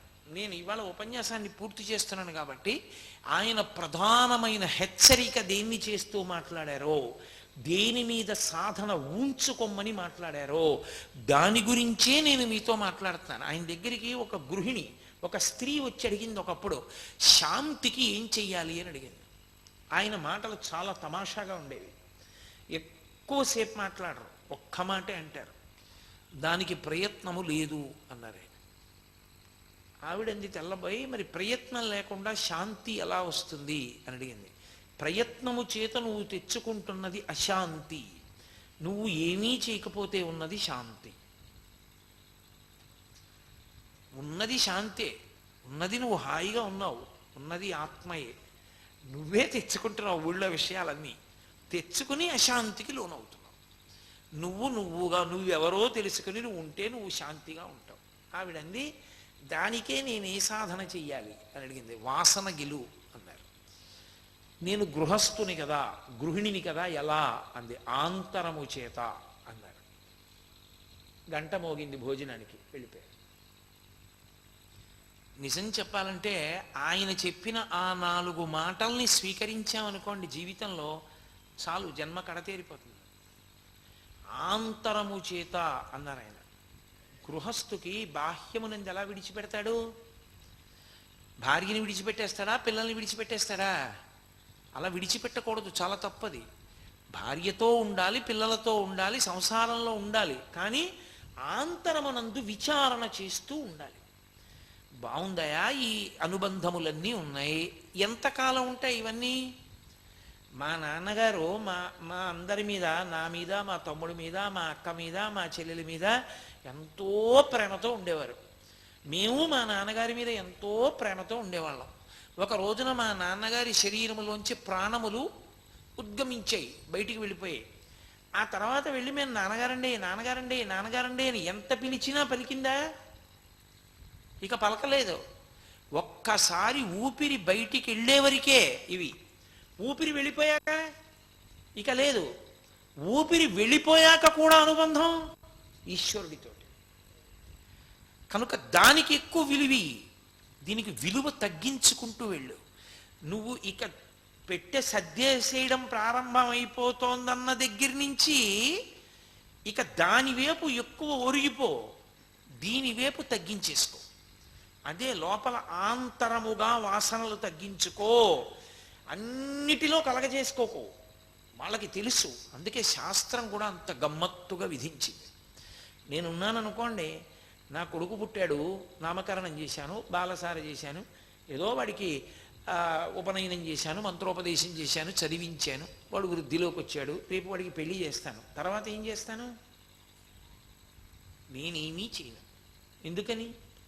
వాడికి ఓ కొడుకు పుట్టాడు అనుకోండి, ఎవరు కూర్చుంటారు పీటల మీద? వాడు వాడి భార్య కూర్చుంటారు. వాడికి అక్షరాభ్యాసం చేస్తే వాడు కూర్చుంటాడు. వాడికి పెళ్లి చేస్తే వాడు కూర్చుంటాడు స్నాతకానికి. ఉపనయనం చేస్తే వాడు కూర్చుంటాడు బ్రహ్మోపదేశానికి. నేనేం చేస్తాను? అక్షతలు వేస్తాను పెద్దవాడిని. అంటే శాస్త్రంలో హెచ్చరిక ఏమిటి? నువ్వు కూర్చుని చెయ్యవలసింది అయిపోయిందా? అయిపోయింది. అయిపోయిందని ఎందుకు చెప్పారు? ఇంకా పెద్దవాడివి కదా, నువ్వే చెయ్యని చెప్పలేదు, పిల్లాడు చేసుకుంటాడని చెప్పారు. ఎందుకని? నువ్వే చెప్పులు ఇప్పేసావో ఆ చెప్పుల్లోకి కొడుకు కాలు పెట్టేశాడు. నువ్విప్పుడు ఎవడి కాళ్ళు పట్టుకోవాలో అవి పట్టుకోవడం ప్రారంభం చేసేయాలి. అది వాసనలు గెలవడం అంటే. కాక ఎప్పుడు ఇటే ఒరిగి ఉంటానంటే నీకు శాస్త్రం వద్దని చెప్పింది, అయినా ఇంకా ఓ మనవలు ముని మనవలు విర్రితా ఉండకూడదని అనలేదు. బాహ్యమునందు నేను తాతనవ్వాలి, మంచి మనవలు పుట్టాలి, కోరిక ఉండాలి. కానీ పరమేశ్వరుండి త్యాగం చేయకూడదు దానికోసం. నేను అన్నీ మానేస్తానండి, సంధ్యావందనం కూడా మానేస్తానండి, గాయత్రి కూడా మానేస్తానండి, నాకు మనవలు పుడితే నేను వాళ్ళతో ఆడుకుంటానండి అనకూడదు. నాకు మనవలు పుట్టినా నేను తాతనైనా అండి, ఇంకొక పాదములకు ఇంకా దగ్గర అవుతున్నాను, ఇంకా గట్టిగా పట్టుకుంటాననాలి తప్ప, తాత అనిపించావు కాబట్టి నిన్ను వదిలేస్తున్నాను, వాళ్ళని పట్టుకుంటాను, నీ కర్మ. అది ఆంతరము చేత వాసనలు గెలవడం మొదలుపెట్టు. బాహ్యమునందుండు, ఆంతరమునందు ఒరగడం మార్చుకో. మీరు చూడండి, అందుకే పూర్వం పిల్లలు ఆడుకునేవారు, ఇటువైపు వాళ్ళు కిందకి దిగితే అటువైపు వాళ్ళు పైకి లేస్తారు, అటువైపు వాళ్ళు కిందకి దిగితే ఇటువైపు వాళ్ళు పైకి లేస్తారు. ఎటువైపుకి నువ్వు ఒరిగిపోవాలో నేర్చుకోవాలి. పట్టు విడుపు, పట్టు విడుపు. దేన్ని పట్టుకుంటూ ఉండాలో దేన్ని విడిచిపెడుతూ ఉండాలో రావాలి. అది రాలేదనుకోండి, ఎప్పుడూ ఒకటే పట్టు కూర్చుంటానంటే అది పట్టు కూర్చోడానికే పుడుతూ ఉండాలి. ఒకటి పట్టుకోవడం విడిపోవడానికి, ఇంకొకటి పట్టుకోవడం పట్టుకుంటూనే బతకడానికి. అందుకని ఎలా బ్రతకాలో నేర్చుకోవడానికి వాసనలు గెలు. అందుకని భగవాన్ ఏం చెప్పేవారంటే, లోపలి నేను దగ్గరికి వెళ్ళిపోవడం అంత తేలిక అనుకుంటున్నావేమో. లోపలి నేను దగ్గరికి వెళ్ళిపోవడానికి ఇది మార్గం అని చెప్తే నువ్వు ఓ గంట కూర్చుంటే వెళ్ళిపోలేవు. కావ్యకంఠ గణపతి ముని వెళ్ళలేకపోయారు. విరూపాక్ష గుహలో కూర్చో, నేను కూర్చున్న చోట కూర్చున్నారు. కూర్చుని అసలు నేను దగ్గరికి ప్రయాణం చేశారు. ఒక గంట సేపు వెళ్ళారా? నిర్ద్వందంగా వెళ్ళలేదు, ఏమీ వెళ్ళలేదు. బయటికి వచ్చి నేను ప్రయత్నం చేశానని చెప్పారు. కొంత ప్రయత్నం చేశాను, కానీ నాకు దొరికింది, ఆధారం దొరికింది, ప్రయాణం మొదలు పెడతానన్నారు. రమణులు ఇన్ని కోట్ల జన్మలో గతంలో చేశారు. అరుణాచలం పేరు వినపడేటప్పటికి అసలు నేను దగ్గరికి వెళ్ళిపోయారు. అంటే అసలంటూ మొదలు పెడితే ఎప్పటికో అప్పటికి చేరడం అంటూ ఉంటుంది. నేను అన్నవరం పాదయాత్ర మొదలెట్టాను అనుకోండి, ఒక అడుగు ఇక్కడ వేస్తే ఒక అడుగు అన్నవరానికి దగ్గరైపోయాను కదా. ఇక్కడే నిలబడబోయి అప్పటికెళ్తానండి అన్నాను అనుకోండి, ఎప్పటికి వెళ్తాను? నేను నిజంగానే అన్నవరం పాదయాత్ర చేశా ఓసారి. ఎందుకో అనిపించింది, ఓ రోజున భాగవతం అంతా పారాయణ చేస్తూ పుస్తకాలు లేకుండా ఒక్క భాగవతమే నోట్లో చదువుకుంటూ అన్నవరం వెళ్ళాలి అనుకున్నాను. లేచి వెళ్ళిపోయాను. తెల్లవారకట్ట మా ఆవిడతో నేను అన్నవరం వెళ్ళిపోతానని నడిచి అన్నాను. ఎందుకు అంది. ఎందుకేమిటి?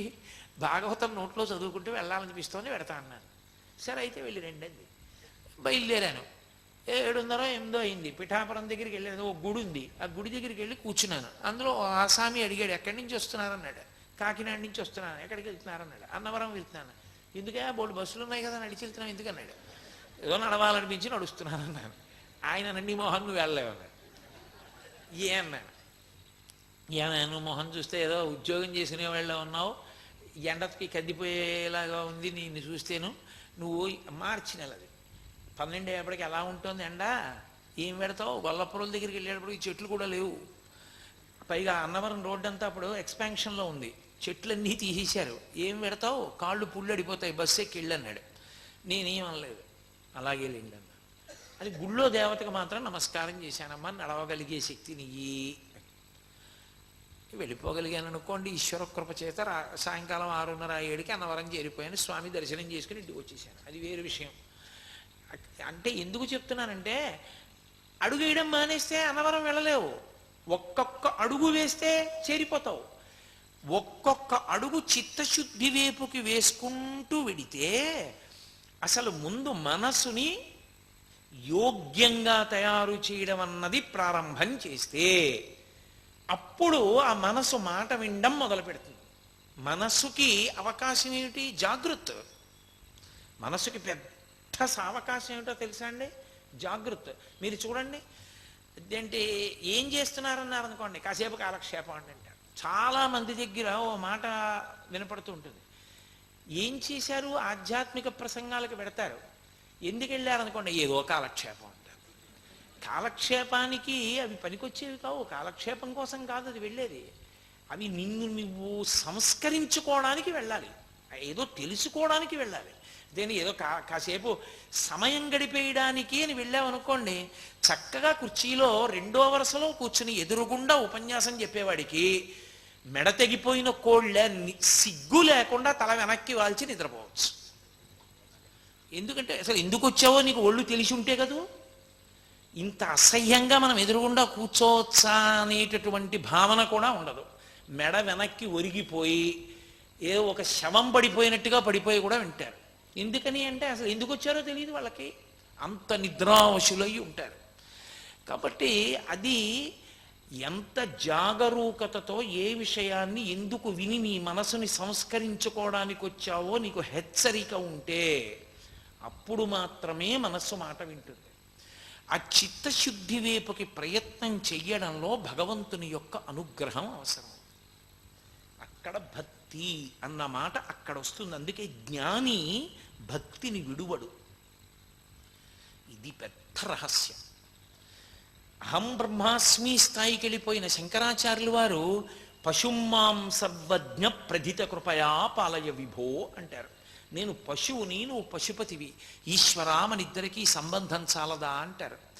మరి అహం బ్రహ్మాస్మికి వెళ్ళిన శంకరాచార్యులు వారు మళ్ళీ పశుమాం సర్వజ్ఞ ఏమిటి అంటే, ఆ జ్ఞానమునందు ఊంచుకుని నిలబడడానికి ఈశ్వరుడు యొక్క కృప అవసరం అవుతూ ఉంటుంది. ఆ ఈశ్వరానుగ్రహం ఎప్పుడు లభ్యం అవుతోందనుకోండి, 2 లక్షణములు ఉంటాయి. ఒకటి నిత్యతృప్తి, వెంపర్లాట పోతుంది. ఏదో సంపాదించేయాలి, ఏదో చేసేయాలి, ఏదో ఉండాలి, ఇదేం ఉండదు. హాయిగా ఉంటుంది మనస్సు. ఎందుకంటే భగవంతుని యందు రమిస్తుంటుంది. దానికి కావలసింది ఏముందండి? సంతోషం పొందడానికి రమించాలి. ఒకడికి సినిమాలో రమిస్తుంది, ఒకడికి దుర్వ్యసనంలో రమిస్తుంది, ఒకడికి పేకాట్లో రమిస్తుంది, ఒకడికి మద్యపానంలో రమిస్తుంది, ఒకడికి ధ్యానంలో రమిస్తుంది, ఒకడికి దేవాలయంలో రమిస్తుంది, ఒకడికి త్యాగరాజస్వామి కీర్తనకి రమిస్తుంది. దేనికి నీ మనసు రమించిందన్న దాన్ని బట్టి నీ స్థితి ఆధారపడింది. రమించడం ప్రధానమైతే అందరి మనసులు రమిస్తున్నాయి. రమించని మనసు లేదు. అన్ని మనసులు రమిస్తాయి. దేనికి రమిస్తున్నాయి అది కావాలి. గురువు అందుకే అడుగుతాడు, నీకే కల వస్తోందని అడుగుతూ ఉంటారు. అబద్ధం చెప్పకూడదు గురువుగారి దగ్గర. గురువుగారు నాకు ఫలానా కల వస్తోంది, దాన్ని బట్టి మనసు యొక్క సంస్కారము తెలిసిపోతుంది. కలలో నిద్ర పట్టనంతగా అరుణాచలం కనపడుతోందండి, నువ్వు చాలా చాలా సంతోషించాలి. ఒక్క పూట నిద్ర లేక నిజమే చాలా వేడి చేస్తుంది, కంఠం పోతుంది, కానీ ఎంతో ఆనందించాలి. ఎందుకని? బడలిపోతోంది మనసు, నిద్రపోదాం అనుకుంటోంది అది, కానీ దాన్ని ఆలోచనలు చుట్టుముట్టేస్తున్నాయి. అది అరుణాచలాన్నే చూస్తోంది, ఆ కొండ కనపడుతోంది, ప్రదక్షిణం చేస్తోంది, అదే అనుభూతి. అటు దొల్లుతున్నాడు, ఇటు దొల్లుతున్నాడు. రమణులు కూర్చుని పెద్దవారైపోయి ఇలా కంఠం ఊగుతున్నట్టు, తనక్కడ కూర్చున్నట్టు చూస్తున్నట్టు అక్కడే నిరంజనానంద స్వామి కళ్ళజోడు పెట్టుకుని ఏదో చూపిస్తున్నట్టు, భగవానులు తెల్లటి గోచి పెట్టుకుని ఓ కాలు ఎత్తి పెట్టి కూర్చుని ఏదో చదువుతున్నట్టు ఇవే చూస్తోంది. చూడ్డంలో సంతోషపడిపోవడంలో అది పడుకోవట్లేదు. పిల్లలు చూడండి, వాళ్ళకి ఇష్టమైన క్రికెట్ మ్యాచ్ ఉందనుకోండి, వాళ్ళకి నిద్ర రాదు, వాళ్ళ చూస్తూ కూర్చుంటారు. అలా మనసు రంజిల్లిపోతుంది అనుకోండి, అరుణాచలం మీద నిద్రపోతుంది. వాడు తెలివేసి ఉంటాడు. అప్పుడు అలా తెలివేసి ఉన్నవాడు చేతకానివాడు కాడు, వాడు తరించిపోతున్నవాడు. యానిషా సర్వభూతానాం తస్యా జాగృతి సంయమి యస్యా జాగృతి భూతాని తస్యా సానిషాహ పశ్యతో మునేహే. సమస్త ప్రపంచము భోగముల యందు నిద్రపోతుంటే యోగి ఒక్కడే తెలివిగా ఉంటాడు. అప్పుడు అంటే అందరూ రజోగుణ తమోగుణములకు లొంగి ఉంటే ఆయన ఒక్కడే ఈశ్వరుడు గురించి ధ్యానం చేస్తున్నాడు. ఆ స్థితికి మనస్సు వెళ్ళిందనుకోండి, తరిస్తున్నాడని గుర్తు. అలా వెళ్ళలేదు. ఎప్పుడు వంట పట్టని వేదాంతం అంటారు. అందుకే గుళ్ళోకి ఎడతాడు, ఇంటికి వస్తాడు, రామాయణం చదువుతాడు, పడుకుంటాడు, భారతం వింటాడు, ఇంటికి ఎడతాడు. కానీ ఎప్పుడు ఆలోచనలు మాత్రం ఎంత సంపాదిద్దాం, ఎలా అనుభవిద్దాం, ఏం చేద్దాం, దీని మీదే ఉంటాయి. తృప్తితో ఉండలేడు. తృప్తి ఎప్పుడు? మనసు రంజిల్లిపోయింది అనుకోండి, తృప్తి పొందేస్తుంది. అది రంజిల్లిపోయింది ఎందులో? రామాయణంలో, ఎందులో? అరుణాచలంలో, ఎందులో? రమణుల దగ్గర, ఎందులో? పరమాచార్య స్వామి వారి పాదాల దగ్గర. ఇప్పుడు దానికి ఇంకో వస్తువు అక్కర్లేదు రంజిల్లడానికి. త్యాగరాజస్వామి కీర్తనలు వింటే రంజిల్లిపోయిన మనసుకి ఇంకా సినిమా అక్కర్లేదు. మీరు వెళ్ళరండి, నేను ఈ కీర్తనలు వినేస్తాను, ఈ సీడీ అంటాడు. ఎందుకని? ఆయనకి రంజిల్లడానికి ఇంకోటి అక్కర్లేదు, ఇది చాలు. ఆయనకి రంజిల్లిపోవడానికి ఒకటి ఉంది. నువ్వు కొత్తగా తెచ్చి ఆయన ఏదో రంజిల్లమని చెప్పడానికి ఆయనకి అవసరం లేదు. ఆయనకున్నది ఆయనకి చాలు. ఆయన అలా దేని వలన రంజిల్లుతున్నాడో దానిని బట్టి ఆయన జీవుడు ఏమవుతాడో తెలిసిపోతుంది. మనసు అలా ఉన్నదా? దానికి తగినట్టు సాధన చేస్తున్నావా? అలా ఆహార విహారములు ఉన్నాయా? అలా లేకపోతే తస్మాత్ జాగ్రత్త జాగ్రత్త. అది నటన కాదు, లోపల నుంచి వచ్చేస్తుంది ఆ భావన, ఆ తృప్తి వచ్చేస్తుంది, వెంపర్లాట ఉండదు ఇంకా. అందుకే భగవాన్ రమణ మహర్షి దగ్గరికి ఒక వ్యక్తి వెండి పొన్నుకర్ర తెచ్చాడు. తెచ్చి చేతిలో పెట్టాడు. ఆయన ఇలా చూసి చాలా బాగుంది, వాడుకోండి అన్నారు. అంటే ఆయన అన్నాడు, అయ్యో నేను వాడుకోవడానికి కాదండి, మీకు తెచ్చానన్నాడు. ఎందుకు? నేను పట్టుకు నిలబడ్డానికి కర్ర ఉందిగా, వెండి పొన్ను కర్ర ఎందుకు? నాకు అక్కర్లేదు, మీరు వాడుకోండి. మీరు అధికారులు, బాగా డబ్బున్నవారు, చదువుకున్నారు, మీకు బాగుంటుంది, నాకు ఎందుకు? గోచిపెట్టుకు తిరిగేవాడిని, నాకు ఇది చాలు. ఆయన వాడుకున్నటువంటి కప్, మనం కప్ అంటాం కదా, ఏదైనా పదార్థం కాసిన పాలో గంజో పోస్తే తాగడానికి ఒక కప్ వాడతాం. కప్పు, మీ ఇంట్లో ఉన్న కప్పు మీ యొక్క ఆర్తిని చూపిస్తుంది. ఎంత తాపత్రయం ఉందో సుఖాన్వేషణ ఎందు తెలుస్తుంది. ఒకడు 1000 రూపాయల కప్పులో తాగుతాడు, ఒకడు బంగారు కప్పులు చేయించుకుని జైల్లో ఉంటాడు. ఎందుకది? దేంతో చేయించుకున్నావు కాదు, సంతోషంగా తృప్తిగా తాగావా? రమణులు దేంట్లో తాగారో తెలుసా? సంకటి. రోడ్డు మీద ఎండిపోయిన కొబ్బరి చిప్ప పారేస్తే ఆ కొబ్బరి చిప్ప తీసుకొచ్చి పైన ఉన్నటువంటి ఆ తుక్కంతా జాగ్రత్తగా తీసేసి పెంకు పెట్టి గోకేసి గరుకు నేల మీద పెట్టి దాన్ని గోకేవారైన. సమానంగా అరిగేది. ఆ సమానంగా అరిగిపోయి చిన్న పీచు కూడా లేకుండా ఉన్న ఎండు కొబ్బరి చిప్ప ఆయన సంకటి తాగడానికి కప్. ఓసారి ఒక వ్యక్తి ఆయనకి వెండి కప్పుల సెట్ తెచ్చాడు. ఆయన చూసి బాగుంది, చాలా బాగుంది, మీరు తాగండి అని. అబ్బో మాకెందుకు, ఆఫీసులో పెట్టండి. ఆయన తృప్తి ఎక్కడ? దీనికి సంకటి పొయ్యాలి, కొబ్బరి చిప్ప చాలు. ఎందుకని అడిగారు. ఈ వెండి కప్పులో తాగితే ఏమవుతుందన్నారు. ఆయన ఏమన్నారో తెలుసా? స్వామి అందరివాడు, ఓడు కప్పు అడుగుతాడు, స్వామి నాకు ఇస్తారా వెండి కప్పు అంటాడు. అంటే ఇవ్వాలా వద్దా? ఇవ్వాలి. అబ్బాయి నేను నాదండి వెండి కప్పు, ఎలా ఇస్తారండి అంటే ఈయనే స్వామి అంటారు. ఇచ్చేశారనుకోండి, అదేంటి స్వామి ఇచ్చేశారంటారు. ఓ పెద్ద అల్లరి వచ్చిందా నాకు? ఎందుకు వచ్చిన అల్లరి ఇదంతా? ఎందుకు వచ్చిన అసంతృప్తి? మనసుకో ఊగుసులాట వచ్చిందా? అయ్యో పాపం ఆయన ఇచ్చాడు, ఈయన అడుగుతున్నాడు. ఇవ్వకపోతేనేమో ఏంటి, స్వామివారికి ఏమో గోచి పెట్టుకున్నారు కానీ వెండి కప్పుల మీద మాత్రం వ్యామోహం అంటారు. ఇచ్చేసాడు అనుకోండి, ఆయన మళ్ళీ వచ్చి ఏమంటే నేను వెండి కప్పు ఇచ్చాను కదా, కొబ్బరి చెప్పులతో అవుతున్నారు ఏంటండి మళ్ళీ అంటే, అది ఎవరో అడిగారయ్యా ఇచ్చేసాను. అలా ఎలా ఇచ్చేసానండి, నేను ఎంత కూడబెట్టి చేయించానండి అది అంటాడు. ఇప్పుడు అక్కర్లేని విషయం ఒకటి మనసు పట్టుకుందా లేదా? నాకు వద్దన్నారు ఆయన. నాకు వద్దయా, ఎందుకు అవి నాకు? ఆయన వాడిన పెన్ ఏమిటో తెలుసా? ఆయన దగ్గర ఉన్న అంతేవాసుల్లో ఒకటి రోడ్డు మీద వస్తూ వస్తూ పెన్ అట్టుకొచ్చాడు, క్యాప్ లేని పెన్ను పట్టుకొస్తే ఏమిటదని అడిగారు ఆయన. రోడ్డు మీద దొరికిందండి, ఎవరిదో తెలియలేదు, పట్టుకొచ్చానన్నాడు. అది ఇలా గీయని దాంతో రాసుకునేవారు ఆయన. నేను ఇచ్చాను, ఎవరికో ఇచ్చారు, నేను ఇచ్చింది ఏమైందని అడిగేవాళ్ళు లేడు. నేను శాంతిగా ఉండడం ప్రధానం. అది యుక్తాహార విహారస్య. మనసు ప్రశాంతంగా ఉండడానికి వస్తువులు తప్ప వస్తువుల వలన ప్రశాంతత అనుకుంటే వాడి జన్మాంతరంలో వాడికి తృప్తి ఉండదు. ఇవాళ 500 రూపాయలు కప్పు పెట్టుకున్నావు, రేపు పక్కింటికి వెళ్ళావు, వాడెవడో ఇటలీ నుంచి తీసుకొచ్చాడు ఇంకో కప్పు 1000 రూపాయలు, వెంటనే ఏడుపు. మన దగ్గర బర్మా కప్పే ఉంది, వాడి దగ్గర ఇటలీ కప్పు ఉంది. ఇప్పుడు ఏం చేయాలి? ఇటలీలో ఉన్నవాడెవడో నెట్ ఓపెన్ చేసి వాడితో స్నేహం చేయాలి. చేసి ఏమన్నా మీరు వచ్చేటప్పుడు 6 కప్పులు తెచ్చిపెట్టండి అని అడగాలి. ఎందుకంత ప్రయాస?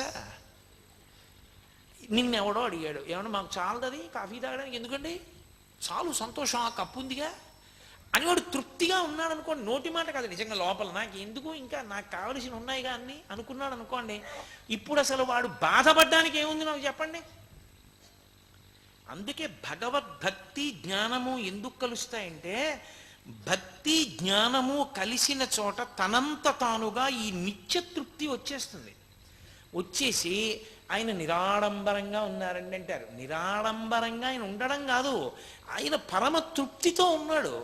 పరమతృప్తితో ఉన్నాడు కాబట్టి ఆయన దేన్ని కట్టుకున్నాడో దాంతో సంతోషంగా ఉన్నాడు తప్ప నాకు అది లేదన్న ఏడుపు ఆయనకి లేదు. ఆయన ఏది కట్టుకున్నాడో దాంతోనే తృప్తి తప్ప ఓటి కట్టుకుని ఓటు లేదని ఏడుస్తూ బతకడం. ఏది కట్టుకున్నాడో అది నాకున్నది, సంతోషంగా ఉంటాడు. ఈశ్వరుడు నాకు ఇచ్చాడు ఉన్నది. ఇది జ్ఞానికి ఉండేటటువంటి లక్షణం. కాబట్టి భక్తిని జ్ఞాని విడువడు, ఎప్పుడూ భగవంతుని పాదములు పట్టుకునే ఉంటాడు. మనకి ఎవరో ప్రసాదం తీసుకొచ్చి ఇచ్చారనుకోండి, కాళ్ళ చెప్పులు కూడా విప్పం ప్రసాదం తీసుకోవడానికి. భగవత్ కథ వినేటప్పుడు కాళ్ళ చెప్పులు విప్పం, చెప్పులతోటే కథాశ్రవణం. భగవత్ సంబంధమైన విషయం వినడానికి కూడా చెప్పులతోటే. ప్రసాదం తీసుకునేటప్పుడు చెప్పులు విప్పి ప్రసాదం తీసుకోం, చెప్పులతోటే ప్రసాదం. అది ఈశ్వరానుగ్రహం. అంతవరకు ఎందుకండి? హాస్పిటల్కి వెళ్ళి ఏదైనా ఓ ఇంజక్షనో ఏదో చేయవలసి వచ్చిందనుకోండి, ఏదో పిర్రకి ఇంజక్షన్ చేస్తానయా, చేతికి చేస్తే భరించలేవు, చాలా బరువుగా ఉంటుంది, పిర్రకి ఇంజక్షన్ చేస్తానన్నాడు డాక్టర్ గారు. బట్ట కొంచెం కిందకి దింపనండి అంటే కుదురుతుందా? బుద్ధుందా లేదా నీకని అడుగుతాడు. బట్ట కిందకి దింపవలసిందే, ఇంజక్షన్ చేయించుకోవలసి వచ్చింది. ఇంజక్షన్ చేయించుకోవడానికి బట్ట దింపడానికి సిద్ధపడ్డావు కానీ పరమేశ్వరుడి ప్రసాదం అందుకోవడానికి చెప్పులు ఇప్పడానికి ఏమిటంత అహంకారం నీకు? ఆ తర్వాత ఈశ్వరుడు కూడా నీ పట్ల అలా చూస్తే ఏమవుతావు? మర్యాద ఉంచుకుని ఆయన యందు ప్రేమ, ఆయన యందు గౌరవం ఉంటే ఆయన ప్రసాదం పుచ్చుకునేటప్పుడు కనీసం చెప్పులు ఇప్పి ఎందుకు పుచ్చుకోలేవు? పుచ్చుకుని చెప్పులు వేసుకో కనీసం. పుచ్చుకుని ప్రసాదం చెప్పులతో ప్రసాదం పుచ్చుకుని చెప్పులతో ప్రసాదం తింటూ వెళ్ళిపోతే నువ్వు ఎందుకు విన్నట్టు కథ? నువ్వెందుకు విన్నట్టు భగవత్ సంబంధమైన విషయం? దేని కొరకు? ఏ మార్పు వచ్చినట్టు? అందుకే భక్తి జ్ఞానము కలిసి ఉంటాయి. రమణులు కూర్చుని ఉంటే ఓ అరుగు దగ్గర ఒక ఆయన పట్టుకెళ్ళి విభూతి ఇచ్చాడు, అరుణాచలేశ్వర విభూతి. ఆయనకి కళ్ళ వెంట జల జల జల జల నీళ్లు కారిపోయి అప్పయందు కొడుకు అనకువా అన్నారు. నా తండ్రి యొక్క విభూతి పరమభక్తితో దీన్ని పెట్టుకుంటున్నానని ఆయన పెట్టుకున్నారు. ఈశ్వరుణ్ణి నా నుదుట ధరిస్తున్నాను అని. ఒక ప్రసాదం తీసుకునేటప్పుడు, ఒక విభూతి పెట్టుకునేటప్పుడు, ఒక బొట్టు పెట్టుకునేటప్పుడు అంత మర్యాదతో, అంత అణకువతో, అంత వినయంతో, అంతటి అనుబంధంతో పరమేశ్వరుడితో చెయ్యవలసి ఉంటుంది తప్ప అసలు ఆ అనుబంధం లేనినాడు, ఆ భక్తి లేనినాడు నువ్వు చేసిన ఏ పనైనా యాంత్రికమే. అది చివరికి ఏమవుతుందంటే గురువుగారు నోరు కొట్టుకుని ఎన్ని చెప్పనివ్వండి, నీ మూర్ఖత్వం దగ్గరే నువ్వు ఆగుతావు. అర్థం లేని మూర్ఖత్వం. అందుకే రమణ మహర్షి ఒక మాట అనేవారు.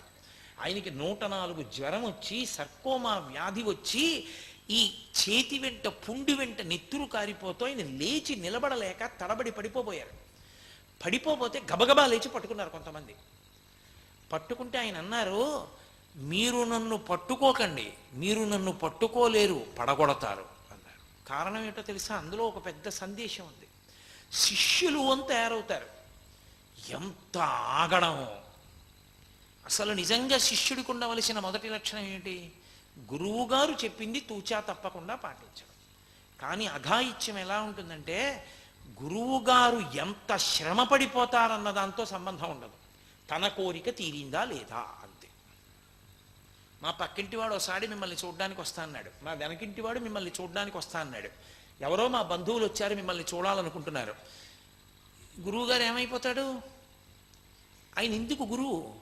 ఆయన జపం చేసుకుంటాడు, ఆయన పూజ చేసుకుంటాడు, ఆయన ఆధ్యాత్మిక గ్రంథాలు చదువుకుంటాడు, ప్రశాంతంగా ఉంటాడు. కాబట్టి నువ్వు శిష్యుడవై ఆయన్ని నిలబెడుతున్నావా, పడగొడుతున్నావా? ఆయన్ని లాగే ఇట్లా నువ్వు లౌకికంలోకి ఆయన్ని నిలదొక్కుకోకుండా నువ్వు పాడు చేసే ఇట్లా ఎంత హేయంగా ఉంటాయంటే కొంతమంది చేష్టితములు. రమణ మహర్షి సర్కోమా వచ్చి మహానుభావుడు ఆ జూబ్లీ హాల్లో పడుకోలేక ఒక చిన్న గదిలో మంచం వేస్తే ఆ స్నానం గదిలో అక్కడ స్నానం చేశారు. ఆయన స్నానం చేస్తే బయట మాటలు వినపడేవి. ఏవో మాటలు మాట్లాడుకుంటున్నారు అనుకున్నారు ఆయన. కొన్నాళ్ళు పోయిన తర్వాత ఆయన స్నానం చేసి బయటికి వచ్చేటప్పటికి చిన్ని చిన్ని గ్లాసులు పట్టుకుని ఎడుతున్నారు. ఏంటదంతాను, ఏం పట్టుకెడుతున్నారని అడిగారు. అడిగితే, అయ్యా మీరు స్నానం చేసింది అభిషేక తీర్థంగా భావించి తూములోంచి నీళ్లు వస్తున్నప్పుడు గ్లాసులతో పట్టుకెడుతున్నారన్నారు. ఏం చెప్తారు? ఎంత మూర్ఖత్వం, ఎంత అర్థం లేని విషయం. గురువు అన్న తర్వాత శరీరం ఉండదా గురువుకి? శరీరం అంటూ ఉన్నాక స్నానం అంటూ చేయడా? గురువుగారు స్నానం చేసిన నీళ్లు పట్టుకుని అదంతా తీర్థం అని చెప్పి పట్టుకెళ్ళడమా, తాగడమా? ఆయన పాపం 10 మందితో భోజనానికి కూర్చుంటే ఆయనకి కీళ్ల నొప్పులు వచ్చాయి, లేవలేకపోయారు. లేవలేకపోతే ఓ పళ్ళెం పెట్టేవారు, ఆయన చేయి కడుక్కునేవారు. మెల్లిమెల్లిగా ఏమైందంటే ఒక ఆవిడ వచ్చి నించుంది గ్లాస్ అట్టుకుని. ఆయన అన్నారు, భోజనానికి కూర్చో అన్నారు. తర్వాత చేస్తానండి. ఊరుకున్నారు. ఓ చిన్నపిల్ల వచ్చి నించుంది. ఎందుకు నించున్నావు? భోజనానికి కూర్చో అన్నారు. తీర్థం తెమ్మంది అమ్మమ్మ, అందుకు వచ్చాను, భోజనానికి కాదండి. తీర్థం ఏమిటి అన్నారు ఆయన. మీరు భోజనం అయిపోయాక చేయి కడుక్కుంటారుగా, ఆ తీర్థం అందరూ తాగుతున్నారు, నన్ను తెమ్మంది అమ్మమ్మంది. ఆయన చేయి కడుక్కుంటే తీర్థం అని పట్టుకుపోయేవారు. ఆయనకి అసహ్యం వేసి కాళ్ళు కదపలేనంత కీళ్ల నొప్పులతో ఉండి కూడా ఆ రోజు నుంచి ఆయన శరీరం పడిపోయే వరకు ఇంకా ఆయన పళ్ళెంలో చేయగలగల. ఆయన నడిచి వెళ్ళి కొండ తోపులో చేయకడుక్కునేవారు. గురువు ఎంత ఓర్పు పట్టవలసి వస్తుందో శిష్యుల మూర్ఖత్వానికి. ఎంత విచిత్రంగా ఉంటుందంటే, గురువుగారు మీకు తెలియదు అంటారు. గురువుగారు మీకు తెలియదని చెప్పడానికి శిష్యులు ఎందుకు? గురువుగారు చెప్పింది వినడానికా? గురువుగారు మీకు తెలియదని చెప్పడానికా? వద్దు అని గురువు అన్నాడు అనుకోండి, అయిపోవాలంతే. చెయ్యి అన్నాడు అనుకోండి, చెయ్యాలంతే. గురువు నిన్ను పిలవాలా? నువ్వు గురువుని ఇబ్బంది పెడతావా? అసలు ఆయన ప్రాణం తీసేశారంతే. శిష్యులమన్న పేరుతో మీరు రమణుల యొక్క జీవితం చదివితే, అబ్బా ఇంత దారుణంగా బతకూడదు శిష్యుడు అన్నవాడు అనిపిస్తుంది. నేను మీకు ఒక యథార్థం చెప్తున్నా. నేను రమణ మహర్షి జీవితం చదివాక మా గురువు గారు పిలిస్తే తప్ప నేను ఎప్పుడు వాళ్ళ ఇంటికి వెళ్ళను. నిద్ర లేస్తే నేల మీద పడి మా గురువుగారి పాదాలకి నమస్కారం చేస్తాను. ఉపన్యాసం చెప్తే మా గురువుగారి పాదాలకి నమస్కారం చేసి చెప్తాను. ఈ వేదిక మించి దిగిపోతే మా గురువుగారి పాదాలకి నమస్కారం చేసి దిగిపోతాను. కానీ గురువుగారి ఇంటికి మాత్రం వెళ్ళను. గురువుగారే ఫోన్ చేసి, ఒరే ఒక్కసారి ఇవాళ కనపడరా నువ్వు వచ్చి అంటే వెడతాను. ఎంత భయం పట్టేసిందంటే నాకు, గురువుని ఇంత వేధించేస్తారన్నమాట శిష్యులన్న పేరుతో. అలా బ్రతకడం కన్నా గురువుగారు సంతోషంగా, నా శిష్యుడు చాలు ఇంత మర్యాదస్తుడు, నేను నిలబడాలని తాపత్రయపడేవాడు అన్న శిష్యుడిగా బతకాలనిపించే నేను వెళ్ళను మా గురువుగారింటికి ఎప్పుడు. నిజం చెప్తున్నాను మీతో, లోకం అంత అఘాయిత్యంగా ఉంటుంది. నోరు కొట్టుకుని ఆయన చెప్పింది ఒకటి, చాలామంది మూర్ఖత్వం ఒకటి. ఎంతసేపు ఆయన కాళ్ళ మీద పడిపోదామని. అయ్యో పెద్దవారు అయిపోయారు, కీళ్ల నొప్పులు వస్తున్నాయి, ఆయన ఎక్కడ పడిపోతారో, మనం అలా కాళ్ళ మీద అఘాయిత్యంగా పడిపోవచ్చా? నమస్కారం అంటే అదే చేసే విధానం. నమస్కారం అంటే గౌరవ ప్రకటనానికి ఇలా మర్యాదతో నిలబడితే సరిపోదా? గభాలన పడిపోతే ఆయన పడిపోరా పెద్దవారు? అలా పడిపోయే కదా పాపం వెన్నుపాముకి నరం తెగిపోయింది. అందుకని అయ్యో మనం ఎంత శిష్యుడు గురువు అంటే అనుబంధం పద్మము భృంగములా ఉండాలి.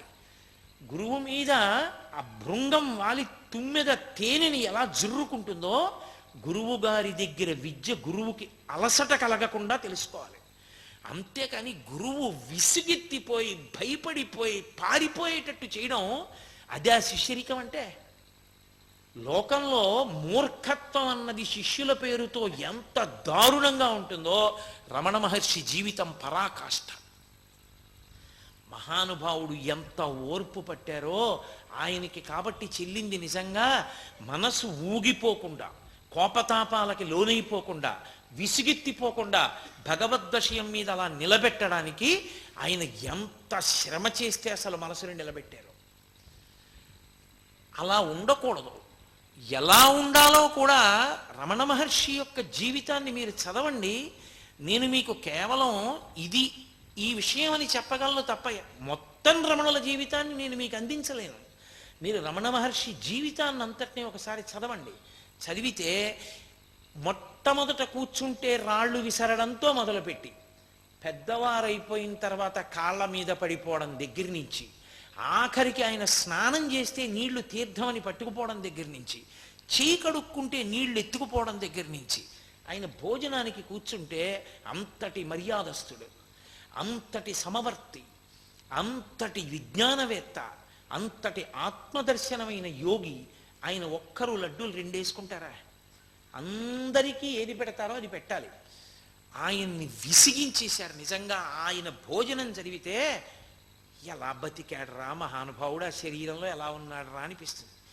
ఎంత తల కొట్టుకోవలసి వచ్చేదో, చెయ్యిలా పెట్టవలసి వచ్చేది. ఎప్పుడు చాలా చిత్రహింస కింద ఉంటుంది. మీరు చూడండి, 10 మందిలోకి వెళ్ళి గురువుగారు భోజనం చేస్తే శిష్యులు రక్షించాలయన్ని, అడిగితే వెయ్యాలి. ఎవరి మానాన వాళ్లే గురువుగారికి వేయడమే పుణ్యం అని తీసుకొచ్చి అదే పనిగా వడ్డిస్తే ఆయన దూడ మనిషి ఎలా తింటాడంతా? ఎంత ఇబ్బంది పడవలసి వచ్చిందో. ఆయన నోరు కొట్టుకుని ఏం చెప్పేవారో పూర్తిగా వ్యతిరేకంగా ఉండేవారు చాలామంది. అయినా సరే మహానుభావుడు అలా లాక్కొచ్చారు. ఏ యోగి జీవితం, ఏ గురువు జీవితం దీనికి అతీతం కాదు. సాయిబాబా గారు సుఖపడ్డారనుకుంటున్నారా మీరు? బహుశः నాకు తెలుసున్నంత వరకు సాయిబాబా గారిని అపార్థం చేసుకున్నంతగా ఎవరిని అపార్థం చేసుకోవాలి. సాయిబాబా గారిని పూజ చేసే వాళ్ళల్లో 199 మంది జ్ఞానం కోసం కాదు, వైరాగ్యం కోసం కాదు. ఆయన జీవితాన్ని ఎవరిష్టం వచ్చినట్టు వాడు వ్యాఖ్యానం చేసేసి, ఎవడి నోటికొచ్చినట్టు వాడు మాట్లాడేసి, ఆయన దగ్గరికి వెడితే ఏదైనా అయిపోతుంది. కాబట్టి శాస్త్ర విరుద్ధంగా ఏం చేసేసినా సాయిబాబా గారి మార్గంలో ఉన్నానో మాట అంటే సరిపోతుంది. ఆయన సిగ్గుతో ఎంత ఏడుస్తుంటారో అర్థం చేసుకుంటే అరే రే మనం ఇలా బతకూడదనిపిస్తుంది. ఆయన ఎన్నడూ అలా చెప్పలేదు. నేను ప్రతి పుట 1000 క్యాండిల్స్ బల్బేసి చదివా. ఆయన అలా చెప్పలేదు. చెప్పని వాటినన్నింటినీ ఆచరించారు. ఆయన మీదకి నెట్టారు, షిరిడి సాయిబాబా గారి మీదకి. ఆయన శరీరంతో లేరు కదా అని. కానీ ఆయన ఆర్తి అందవలసిన వాళ్ళకు అందుతుంది. రమణుల జీవితం అంతే. ఆయన శరీరంతో ఉన్నన్నాళ్ళు ఎన్ని ఇబ్బందులు పెట్టారో ఆ కోణంలో చదవండి. చంద్రశేఖర భారతి అంతే. శరీరంతో ఉన్నన్నాళ్ళు ఎన్ని ఇబ్బందులు పెట్టారో. కామకోటి పరమాచార్య అంతే. ఎన్ని ఇబ్బందులు పడ్డారో మహానుభావుడు. ఇన్ని ఇబ్బందులు పడి కూడా వెలిగిపోతున్న దీపం తాను కాలిపోతూ ప్రకాశం ఇచ్చినట్టు అంత ఓర్పు పట్టి సందేశం ఇస్తూనే ఉన్నారు. అలా తప్ప బడలిపోలేదు జీవితంలో. అది వాళ్ళ గొప్పతనం. అంతటి మహాపురుషులు. అందుకే వాళ్ళ పేరు చెప్తే చాలు లోకం గౌరవించింది, జ్ఞానం కలిగింది, భగవంతుని యొక్క అనుగ్రహం కలిగింది. ఇన్ని గొప్ప మార్గాలు ఆయన జీవితంలో మనకి ఆచరణ ద్వారా చూపించారు. ఒక జ్ఞాని ఎలా ఉంటాడో, ఎంత నిస్సంగంగా ఉంటాడో, ఎంత ప్రశాంత స్థితిలో ఉండడానికి ఇష్టపడతాడో, మనసుకి ఏ రాగద్వేషాలు అంటుకున్నా మళ్ళీ పునర్జన్మలోకి వెళ్ళిపోతాడు. ఏ రాగద్వేషములు అంటకుండా చేతికి నూనె రాసుకుని పనసపండు కొట్టి తొనలు తీసే వ్యక్తి ఎలా ఉంటాడో, మాట్లాడడం మొదలుపెట్టిన దగ్గర నుంచి అంత జాగ్రత్తగా సందేశమే తప్ప ప్రతి అడుగు తీసి అడుగు వేస్తే సందేశమే. అందుకే అసలు రమణుల జీవితం లాంటి అద్భుతమైన జీవితం మీకు ఎక్కడ కనపడదు. అంతటి మహాపురుషుడు. శరీరము కాష్టము, ఇది సాక్షి ఆత్మ అంటే కట్టకడపటి వరకు అంతే. ఆ మాటకి ఇంకొక మాట లేదు. దాన్ని రక్షించుకోవడం కోసం ఆయన ఒకసారి పచ్చకామెరలు తగ్గించుకోవాలనుకున్నారు. డాక్టర్లకి లొంగలేదు, తగ్గిపోయింది. ఆయన అనుకుంటే సర్కోమా తగ్గించుకోలేరా? ఎందరో అడిగారు. ఎప్పుడో అప్పుడు పడాలి శరీరం. నింద లేకుండా బొందిపోదు. ఏదో కారణం లేకుండా డెత్ సర్టిఫికేట్ ఎలా ఇస్తారు? ఏదో కారణం రాసి డెత్ సర్టిఫికేట్ ఇవ్వాలి. హార్ట్ ఫెయిల్యూర్ అన్నా రాయాలి, రెస్పిరేటరీ ట్రబుల్ అన్నా రాయాలి, లేకపోతే సెంట్రల్ నర్వస్ సిస్టమ్ డిజార్డర్ వచ్చిందనన్నా రావాలి.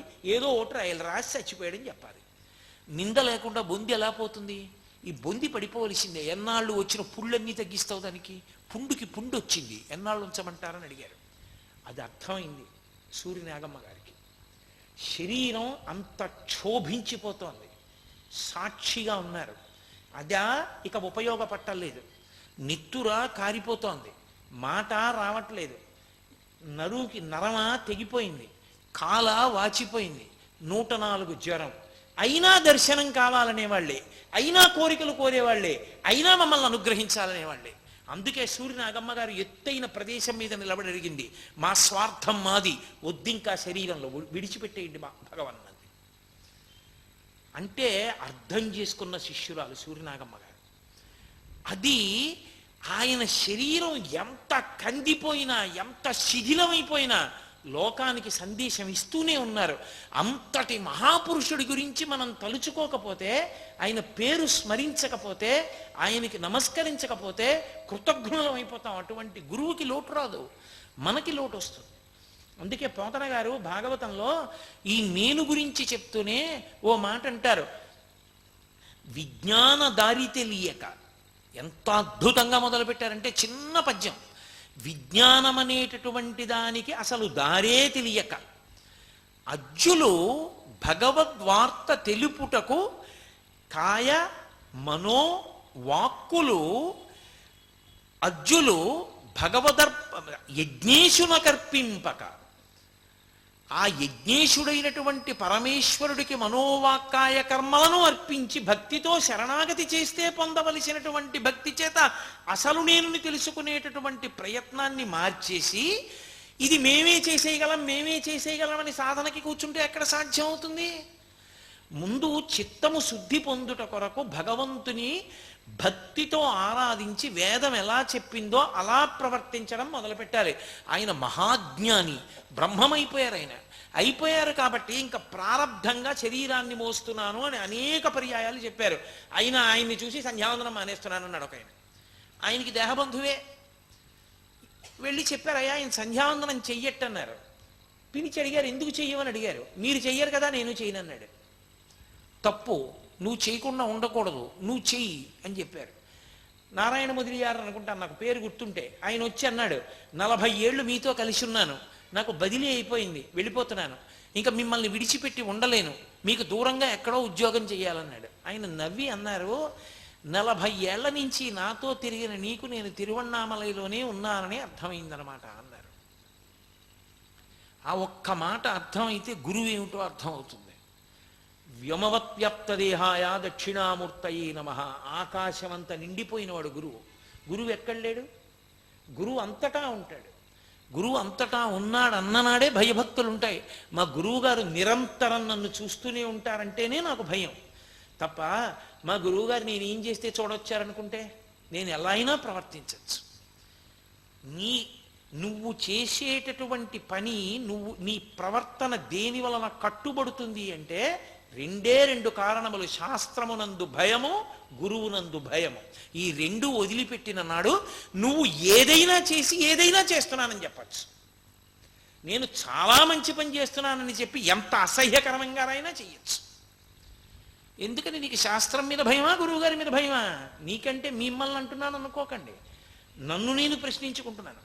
అదే గురువుగారి మీద భయం ఉందనుకోండి, నా గురువు అంతటా ఉన్నారు, నా గురువు నన్ను చూస్తున్నారు, నేనేం చేస్తున్నానో గురువుగారు గమనిస్తున్నారు. నన్ను తెలుసుకోలేనంత అమాయకుడు కాదు గురువు. గురువుగారు తెలుసుకోగలరు, గురువుగారు బ్రహ్మం. ఆయన తెలుసుకోకపోయినా ఆయనకి తెలిసిపోతుంది. ఎవరో చెప్పేస్తారు, ఏదో రకంగా తెలుస్తుంది గురువుగారికి. గురువుగారికి తెలియకపోవడం ఉండదు. అప్పుడు గురువుగారు పిలిచి, ఏరా ఇందుకా నేను నీకు ఉపదేశం చేసింది అని అడిగితే నేను ఏమని బతకనప్పుడు. కాబట్టి గురువుగారు చూస్తున్నారు కాబట్టి నేను గురువుగారు చూస్తే శబాష్ శుభం భూయాత్ అని నా గురువు సంతోషపడేట్టు నేను బతుకుతాను. శాస్త్రాన్ని చెప్పిన ఈశ్వరుడు చూస్తున్నాడు నేనేం చేస్తున్నానో. కాబట్టి ఎవడూ చూడలేదనుకోవడానికి అంతర్యామిగా ఆయనే ఉన్నాడు. నేను ఏం చేస్తున్నానో ఆయన చూస్తున్నాడు అనుకున్నప్పుడు నా ఇష్టం వచ్చినట్టు నేను చేయలేను, శాస్త్రం బట్టి నేను చేయగలను కదా. ఆయన ఎంత జాగ్రత్తగా, ఎంత బాగా ఎవరికి ఎలా ఏం మాట్లాడాలో అది మాట్లాడుతూ అంత అందంగా మాట్లాడేవారు. 40 ఏళ్ళు నాతో ఉన్న నీకు నేను తిరువన్నామలైలోనే ఉన్నాను అనుకున్నావా అని అడిగారు. ఒక ఆయన విభూతి ఇచ్చి నేను అందరికీ రోగాలు నయం చేస్తానని తిరువన్నామలైలో దూరంగా కూర్చొని అందరికీ విభూతి ఇవ్వడం మొదలెట్టారు. పిచ్చి జనం అందరూ అక్కడికి పోయారు. పోయి విభూతి తెచ్చుకుంటున్నారు. తెచ్చుకుంటుంటే రమణ మహర్షి అడిగారు ఒకసారి, ఏమిటది అందరూ ఏమిటి తెచ్చుకుంటున్నారని అడిగారు. అడిగితే ఎవరో వచ్చాడు, ఒక సాధువు, ఆయన ఏదో విభూతి ఇస్తున్నాడు, ఆ విభూతి తెచ్చుకుంటున్నారు, రోగాలు పోతాయిటన్నారు. ఆయన అన్నారు, చాలా అదృష్టం, చాలా సంతోషం. ఆయనకి అప్పుడు పక్కన ఉన్నటువంటి పరిచారకులు నూనె రాస్తున్నారు కీళ్ల నొప్పులకి. ఆయన అన్నారు, ఇప్పుడు మన దగ్గరికి వచ్చి చూస్తే వీడి కీళ్ల నొప్పులు వీడే తగ్గించుకోలేని వాడు వీడు మనకేం ఉపకారం చేస్తాడని మన దగ్గరికి అసలు రారా, విభూతి ఆయన దగ్గరికే పోతారు. ఎంత ప్రశాంతం, ఎంత సంతోషం. కాబట్టి అలాంటి వాళ్ళు ఉండవలసిందే అన్నారు. అది అంతేకాని జనం వస్తున్నారా, జనం పోతున్నారా, నా దగ్గర ఉన్నారా, ఇంకోటి దగ్గరికి పోయారా, ఇవన్నీ చూసుకున్నవాడు, ఇంత పిచ్చి పెట్టుకున్నవాడు వాడేం నిలబడతాడు గురు పదవిలో? అడుగడుగునా జారిపోతాడు తప్ప. సంఘము ఎంత తెంచుకున్నాడో వాడు గురువు. ఆ స్థాయిలో నిలబడిన మహాపురుషుడైన ఒక్క మాట నోటితో మాట్లాడితే అందులో సందేశం ఉండేది. అసలు సూరినాగమ్మ గారి లేఖల దగ్గర నుంచి, కృష్ణ భిక్షు పుస్తకం దగ్గర నుంచి, మీరు రమణ మహర్షి జీవితం మీద ఏ పుస్తకాలు చూస్తున్నా ఆశ్చర్యపోయేటట్టుగా ఉంటాయి ఆయన మాటలు. ఏ మాట మాట్లాడినా అలాగే మాట్లాడతారు. అంత అద్భుతంగా ఉంటుంది సందేశాత్మకంగా. అంతటి మహానుభావుడు ఆయన. ఈ లోకానికి శాశ్వతంగా అందించారు కొన్ని. ఆయన మాట్లాడినప్పుడు ఆ మాటలు వినేటటువంటి భాగ్యానికి నేను నోచుకోలేదు. మీలో కొంతమంది పెద్దలు నోచుకుని ఉండొచ్చు. అందుకే నేను అందరినీ ఓ గాట కట్టి మాట్లాడటలేదు. నేను వినలేదు ప్రత్యక్షంగా. ఆయన మాట్లాడుతున్నప్పుడు వినే భాగ్యాన్ని నేను పొందలేకపోయాను. అందుకని అలాగే పరమాచార్య స్వామి వారి దర్శనం చేసుకునే భాగ్యాన్ని నేను పొందలేకపోయాను. కానీ ఆయన లోకానికి ఎప్పటికీ కూడా సందేశం మిగిలిపోవాలని అందించినటువంటి అద్భుతమైన గ్రంథాలు ఎన్నో ఉన్నాయి. అటువంటి వాటిల్లో 2 పుస్తకాలు మాత్రం ప్రతి వాళ్ళ దగ్గర ఉండాలి. ఒకటి ఉపదేశసారం, 2 అరుణాచల అక్షర మణమాల అంటుంటారు, మణిమాల. ఒకదాని ప్రయోజనం ఏమిటి అంటే, ఉపదేశము అన్న మాటకు అర్థం ఏంటంటే ఉప అంటే దగ్గరగా అని. ఉపదేశం ఎవరు చేస్తారంటే గురువు గారు చేస్తారు. జ్ఞానము కలిగినటువంటి వాడు కాబట్టి మనిషి మనసు మారి భగవంతుడికి దగ్గరవడానికి వీలుగా పెద్దలైన వారు చెప్పినటువంటి మాటలన్నీ ఉపదేశములే. శంకరులు చెప్పినా ఉపదేశమే, పరమాచార్య చెప్పినా ఉపదేశమే, భారతీ తీర్థస్వామి చెప్పినా ఉపదేశమే, షిరిడి సాయిబాబా గారు చెప్పినా ఉపదేశమే, లేకపోతే వివేకానందుడు చెప్పిన ఉపదేశమే, రామకృష్ణ పరమహంస చెప్పిన ఉపదేశమే. పెద్దలైన వారు, మహాత్ములైన వారు చెప్పిన మాటలు ఉపదేశములు. ఆ ఉపదేశములన్నిటి సారమే ఇది. అంటే నేను కొత్తగా ఏమీ చెప్పట్లేదు, అందులో ఉన్నదే మళ్ళీ చెప్తున్నాను, ఆ సారమును అందిస్తున్నాను మీకు అని ఆయన ఇచ్చారు ఉపదేశ సారము అని. అది ఎన్ని భాషలలోకో తర్జుమా అయింది. అటువంటి ఉపదేశ సారము అన్న పుస్తకం ఒకటి. అది కొంచెం జాగ్రత్తగా పుస్తకాన్ని విచారణ చేసి అందులో చెప్పబడిన ప్రతి శ్లోకాన్ని బాగా విచారణ చేసి మనసుని పట్టించుకుని సాధన చెయ్యాలి. అది పై స్థాయిలో ఉంటుంది. అది అందరూ పట్టుకోగలుగుతారు, పట్టుకోలేకపోతారు. అందుకే బాగా కిందకు వచ్చేసారు రమణ మహర్షి ఒక పుస్తకానికి. ఆయన విరూపాక్ష గుహలో కూర్చుని ఉన్న రోజుల్లో కొంతమంది అంతేవాసులు ఆయన దగ్గరికి వెళ్ళి ఒక మాట అడిగారు. అయ్యా, మీరు మాకు ఏదైనా ఒక పాట లాంటిది రాసిస్తే మేము భిక్షకి వెడతాం, భిక్ష తీసుకురావడానికి వెడుతుంటాం తిరువణ్ణామలై వీధులకి. అప్పుడు లేదా గిరి ప్రదక్షిణం చేసుకునేటప్పుడు ఆ పాటలు పాడుకుంటూ వస్తాం. కాబట్టి ఆ పాటలు పాడుకుంటూ రావడానికి మాకు ఏదైనా పాట రాసి ఇవ్వండి అని అడిగారు. ఆయన అన్నారు, కొత్తగా నేను రాయడం ఎందుకు, ఎన్ని పాటలు లేవు భగవత్పరంగా, అవు పాడుకోండి అన్నారు. కాదు కాదు మీరు వ్రాసి ఇవ్వండి అన్నారు. ఆయన ఆ సమయంలో గిరి ప్రదక్షిణం చేస్తుంటే ఈయన నోటి వెంట వస్తుందేమోనని తెల్ల కాగితాలు పెన్సిలు పట్టుకు బయలుదేరారు. బయలుదేరితే ఆయన ఒక చోట కూర్చుని అరుణాచల పర్వతం వంక, అరుణాచలం వంక చూసి, అరుణాచలం వంక చూడడం అంటే పరమేశ్వరుడి వంక చూడడం, చూసి ఆయన ఒక్కొక్క శ్లోకం రాశారు. ఆయనవి వ్రాస్తున్నప్పుడు అది తమిళ భాషలో వ్రాశారు. అది వ్రాస్తున్నప్పుడు ఆనందంతో ప్రేమతో ఆయనకి కళ్ళంబట బొట్ట బొట్ట బొట్ట బొట్ట ధారల కింద నీళ్లు పడిపోయి కాగితాల మీద ఆ కళ్ళకి నీళ్లు చిప్పిల్లిపోవడం వల్ల కనపడేది కాదుట. మళ్ళీ తుడుచుకుని మళ్ళీ రాస్తుండేవారు, మళ్ళీ నీళ్లు కారిపోతుండేవి. వెంటనే పక్కన ఉన్నటువంటి వాళ్ళు వాటిని వ్రాశారు. అలా ఆయన 108 శ్లోకములను ఇచ్చారు. దాన్ని అరుణాచల అక్షర మనమాల మణిమాల అనండి అంటారు. అది దానిలో ఉన్న గొప్పతనం ఏమిటంటే ప్రేయసి ప్రియుల మధ్య ఉండేటటువంటి పాటగా ఉంటుంది, శృంగార రసంగా ఉంటుంది, లోకంలో ఒక మర్యాద ఉంటుంది. సాధారణంగా సాధు పురుషుల నోట్లోంచి వచ్చేటటువంటి మాటలన్నీ కూడా మనం భగవంతుణ్ణి చేరుకోవడానికి మార్గాన్ని సుగమం చేస్తాయి. నేను మీకు ఉదాహరణ చెప్పాలంటే శంకరాచార్యులు వారు సౌందర్యలహరి చేస్తూ ఒక మాట అన్నారు, మధుక్షీరద్రాక్ష మధురి మధురీణాః ఫణితయః అన్నారు. శరజ్యోత్స్నా శుద్ధాం శశియుత జటాజూట మకుటాం వరత్రాసత్రాణ స్ఫటిక గుటికా పుస్తకరాం సకుర్ణత్వా నత్వా కథమివ సతాం సన్నిధదతే మధుక్షీరద్రాక్ష మధురి మధురీణాః ఫణితయః.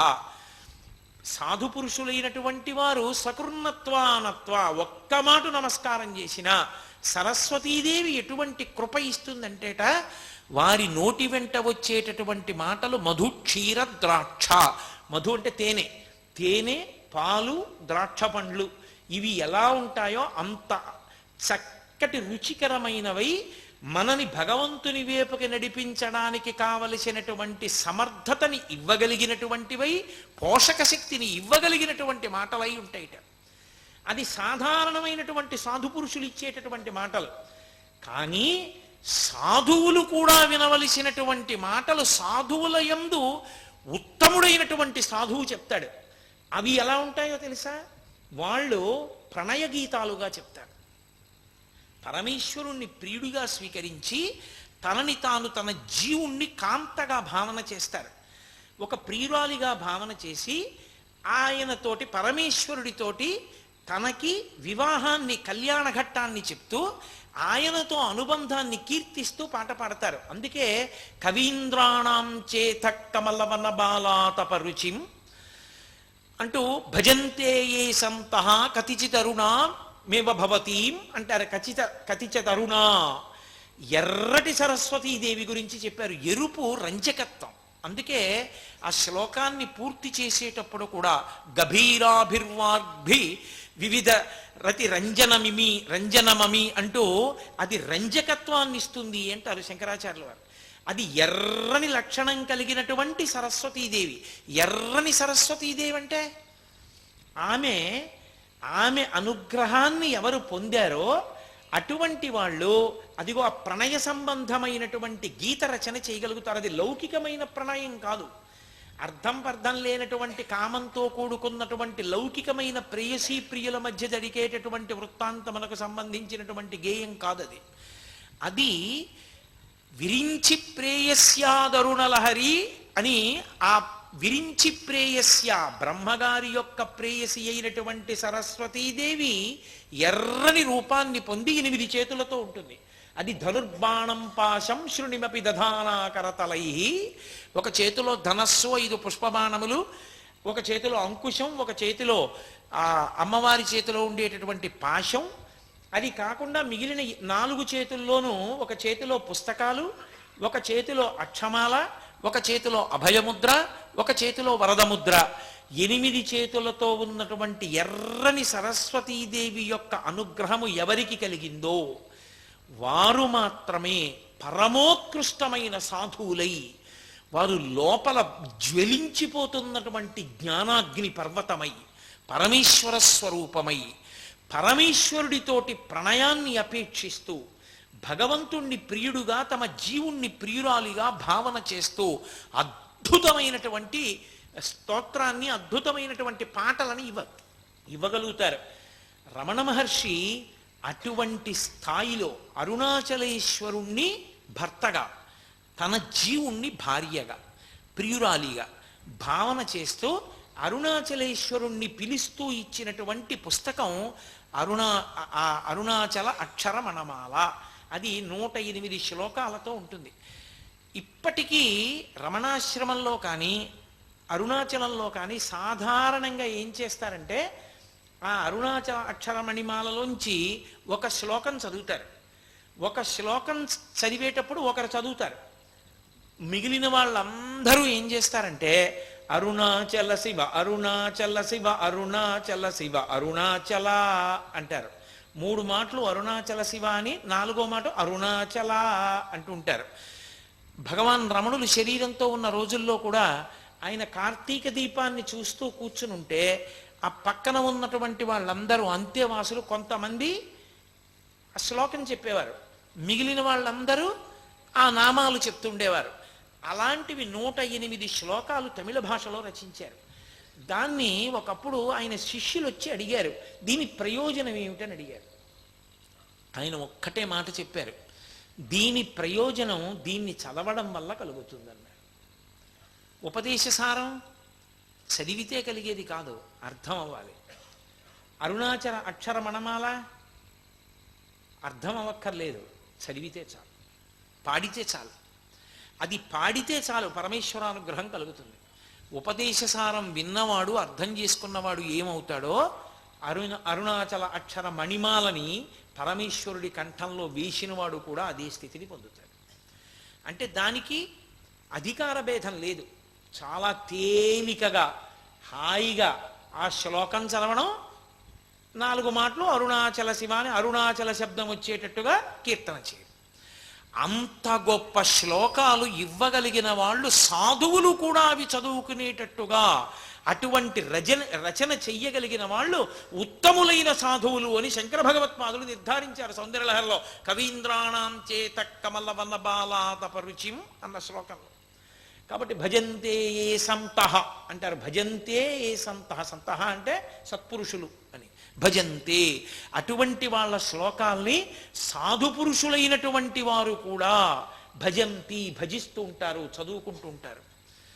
అటువంటి శ్లోకం చెప్పగలగాలి అంటే కతిచదరుణామేవ భవతి, ఆ ఎర్రని సరస్వతీదేవి యొక్క అనుగ్రహం ఉన్నవాడు తప్ప అసలు అటువంటి శ్లోక రచన చెయ్యలేడు.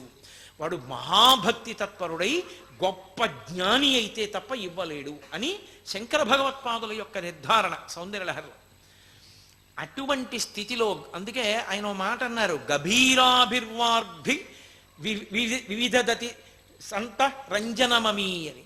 అది ఎంతటి రంజకత్వాన్నో ఇస్తుంది అంటే ఎంతగానో ఆ శ్లోకాలు చదువుకుంటే చాలు, అవి పాడుకుంటే చాలు, పరవశించిపోతారు అన్నారు.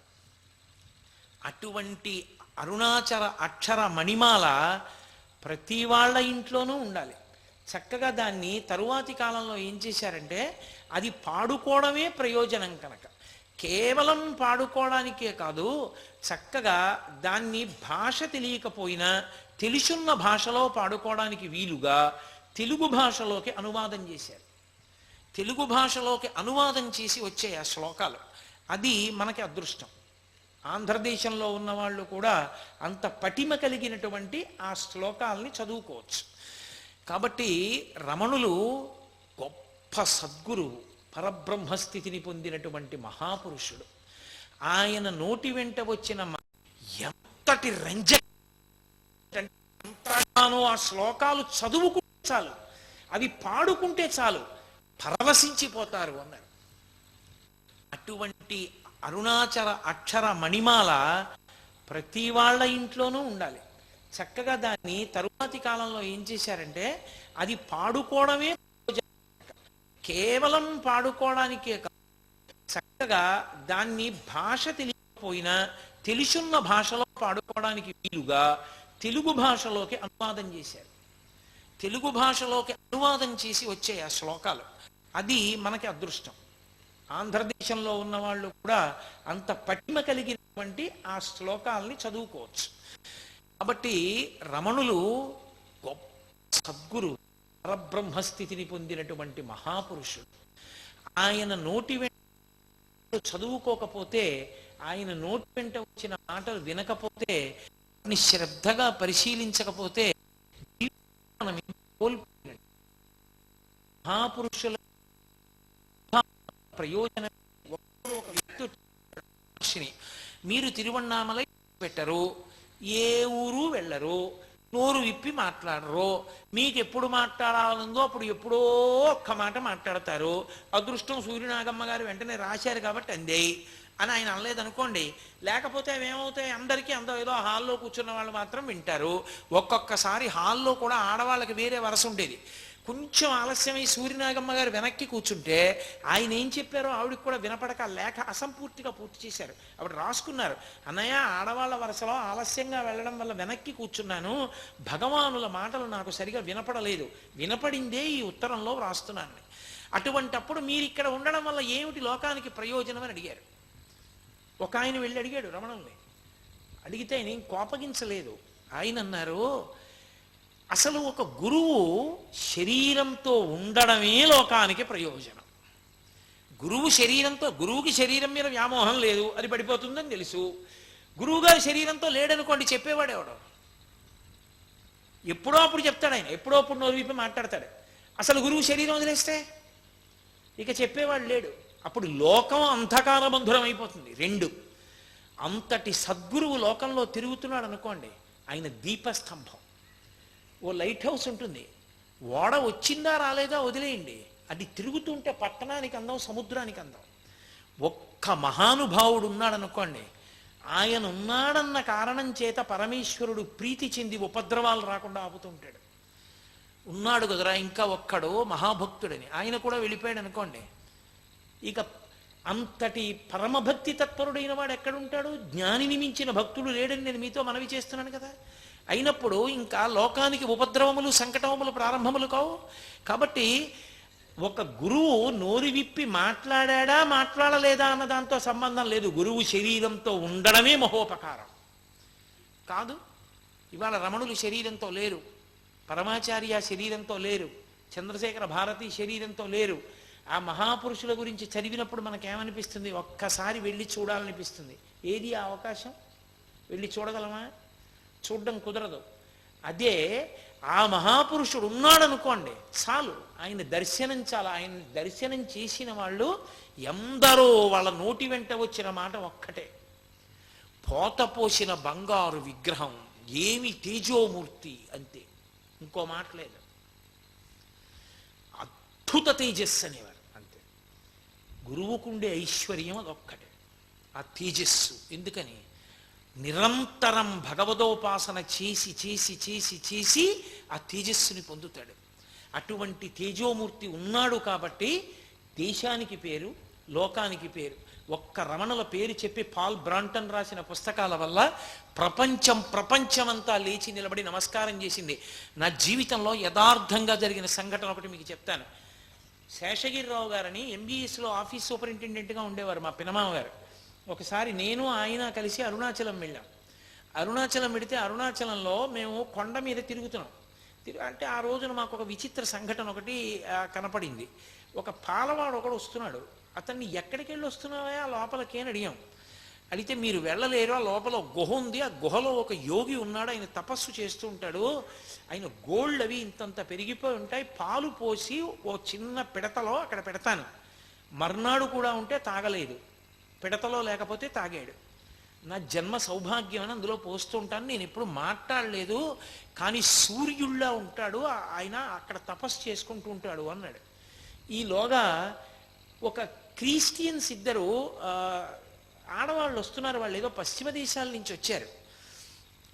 వాళ్ళిద్దరి మెళ్ళో సిలువలు ఉన్నాయి. ఎవరి మతమైనా గొప్పదే, ఎవరి మతమైనా పాడు చేయమని, ఎవరి మతమైనా పాడైపోమ్మని చెప్పదు. మనిషి దాన్ని అర్థం చేసుకుని ఉన్నతిని పొందడంలో ఉంటుందంతే. కాబట్టి వాళ్ళిద్దరు వస్తున్నారు అరుణాచలం పర్వతం మీద. వస్తుంటే నేను మా పినమామగారు నిలబడ్డాం. వాళ్ళు మమ్మల్ని చూసి ఇలా నమస్కారం చేశారు, నేను నమస్కారం చేశాను. మా పినమామగారు ఇలా షేక్ హ్యాండ్ ఇచ్చారు. వాళ్ళకి ఇస్తే వాళ్ళు ఇవ్వలేదు. వాళ్ళు ఇవ్వకుండా అన్నారు, you are really very very very lucky only for the reason that you have born in a country like India where the Arunachala mountain exists and where a Maharshi like Sri Ramana has lived for decades and decades, but we are unlucky that we have born in a remote country in western place and we don't have Arunachala, we did not see Ramana Maharshi, we don't have the opportunity to enter into the ashrama and stay there for a couple of days.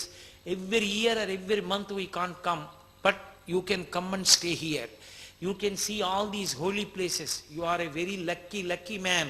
So we don't want to shake our hands with you. We just salute to you for your luck.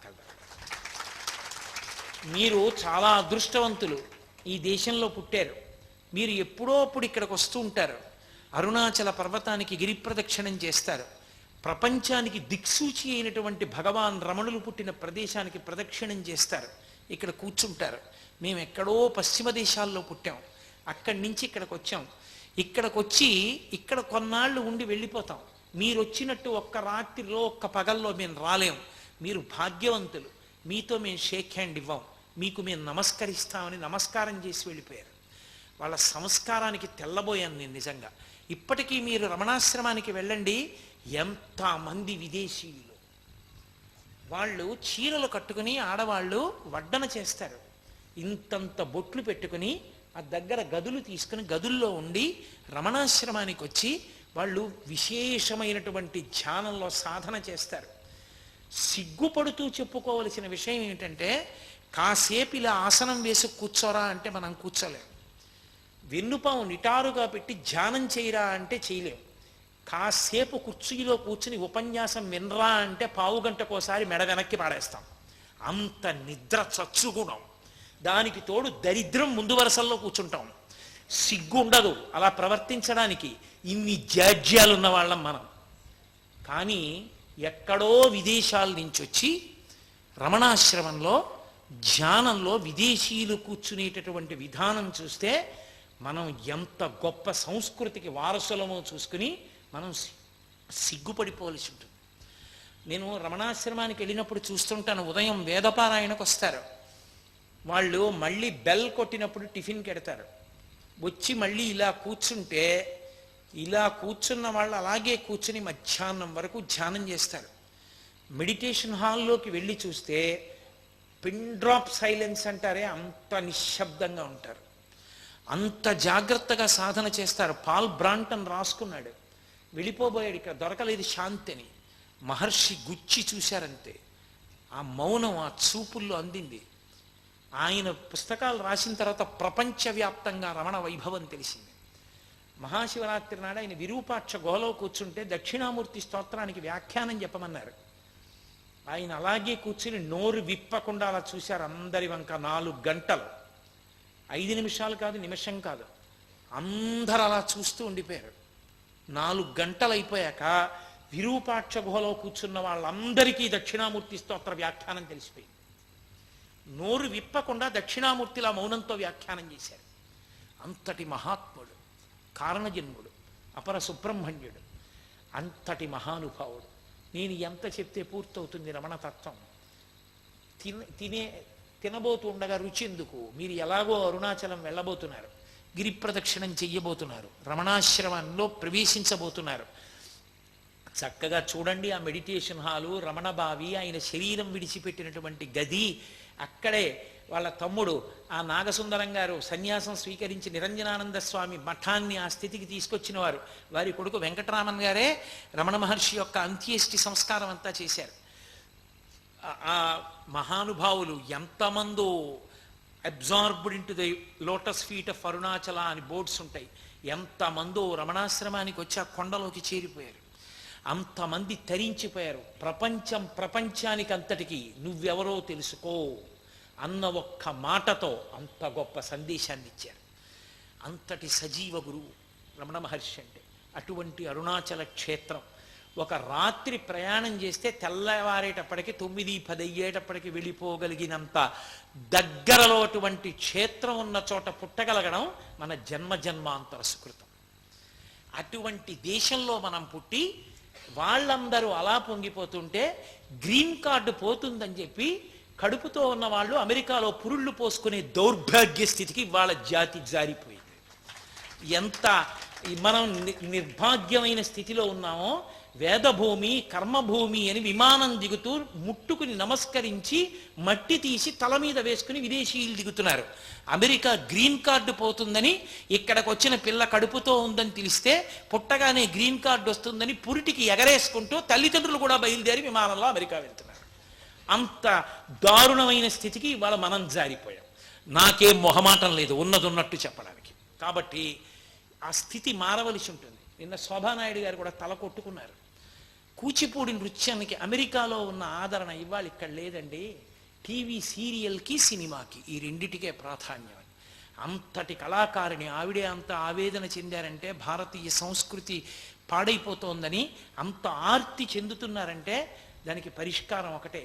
మన పిల్లలతో అరుణాచలం వెళ్ళడం, భగవాన్ రమణుల యొక్క ఆ అధిష్టానాన్ని చూపించడం, ప్రదక్షిణం చేయడం, వాళ్ళకి ఆ వైభవం అంతా వివరించి చెప్తే మళ్ళీ మన జాతి సంస్కృతి ఉద్దీపనమై అందరం పూర్వ వైభవాన్ని పొందగలిగినటువంటి స్థితిని చేరుకుంటాం. భగవాన్ రమణుల యొక్క పరిపూర్ణమైనటువంటి అనుగ్రహ ఆశీస్సులు సమస్త కాలముల యందు మనందరికీ ఉంటాయి. నేను ఈ మాటతో పూర్తి చేస్తూ, నేను మీకు మాట ఇచ్చాను కాబట్టి నేను అరుణాచల అక్షర మణమాల తీసుకొచ్చాను. ఇవాళ నేను ఈ మణిమాలలోంచి 11 శ్లోకాలు చెప్తాను. ఎందుకంటే సంప్రదాయంలో ఏం చేస్తారంటే కనీసం 11 చదువుతారు. 11 శ్లోకాలు చదువుతాను. నేను మీకు తమిళంలో ఉన్నది చదివినా దానివల్ల ఉపయోగం ఏముంది, ఏమీ అర్థం కాదు. తెలుగులో శ్లోకం చదివాను అనుకోండి, కొంతలో కొంత భావం అర్థమవుతుంది. కాబట్టి తెలుగు చేయబడినటువంటి శ్లోకాన్ని చదువుతాను.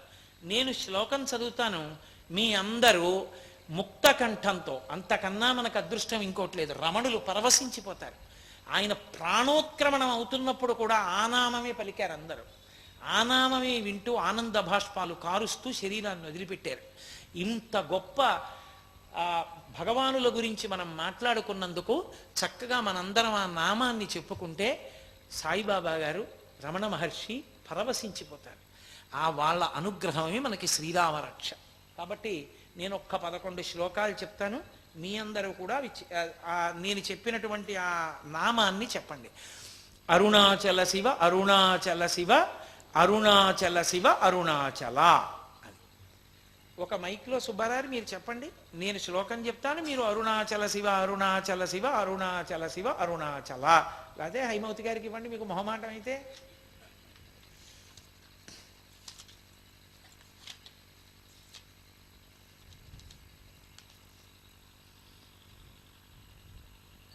అరుణాచలమనుచు స్మరించు వారల అహము నిర్మూలింపు అరుణాచల. అరుణాచల శివ అరుణాచల శివ అరుణాచల శివ అరుణాచల. అరుణాచల అంద సుందరముల వలె చేరి నేను నీ యంద భిన్నమై అరుణాచల. అరుణాచల శివ అరుణాచల శివ అరుణాచల శివ అరుణాచల.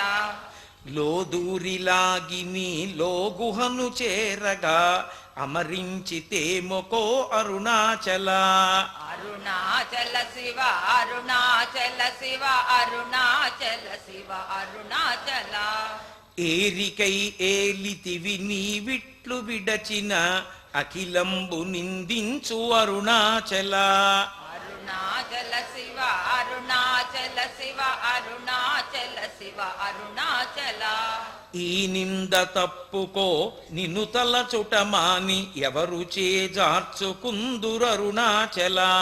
అరుణాచల శివ అరుణాచల శివ అరుణాచల శివ అరుణాచల. అంటే అంటే అరుణాచలేశ్వరుడు రమణుల యొక్క జీవుడనేటటువంటి కాంతని తన గుణముల చేత బలవంతంగా ఆకర్షించి తనదానిగా చేసుకున్నాడు.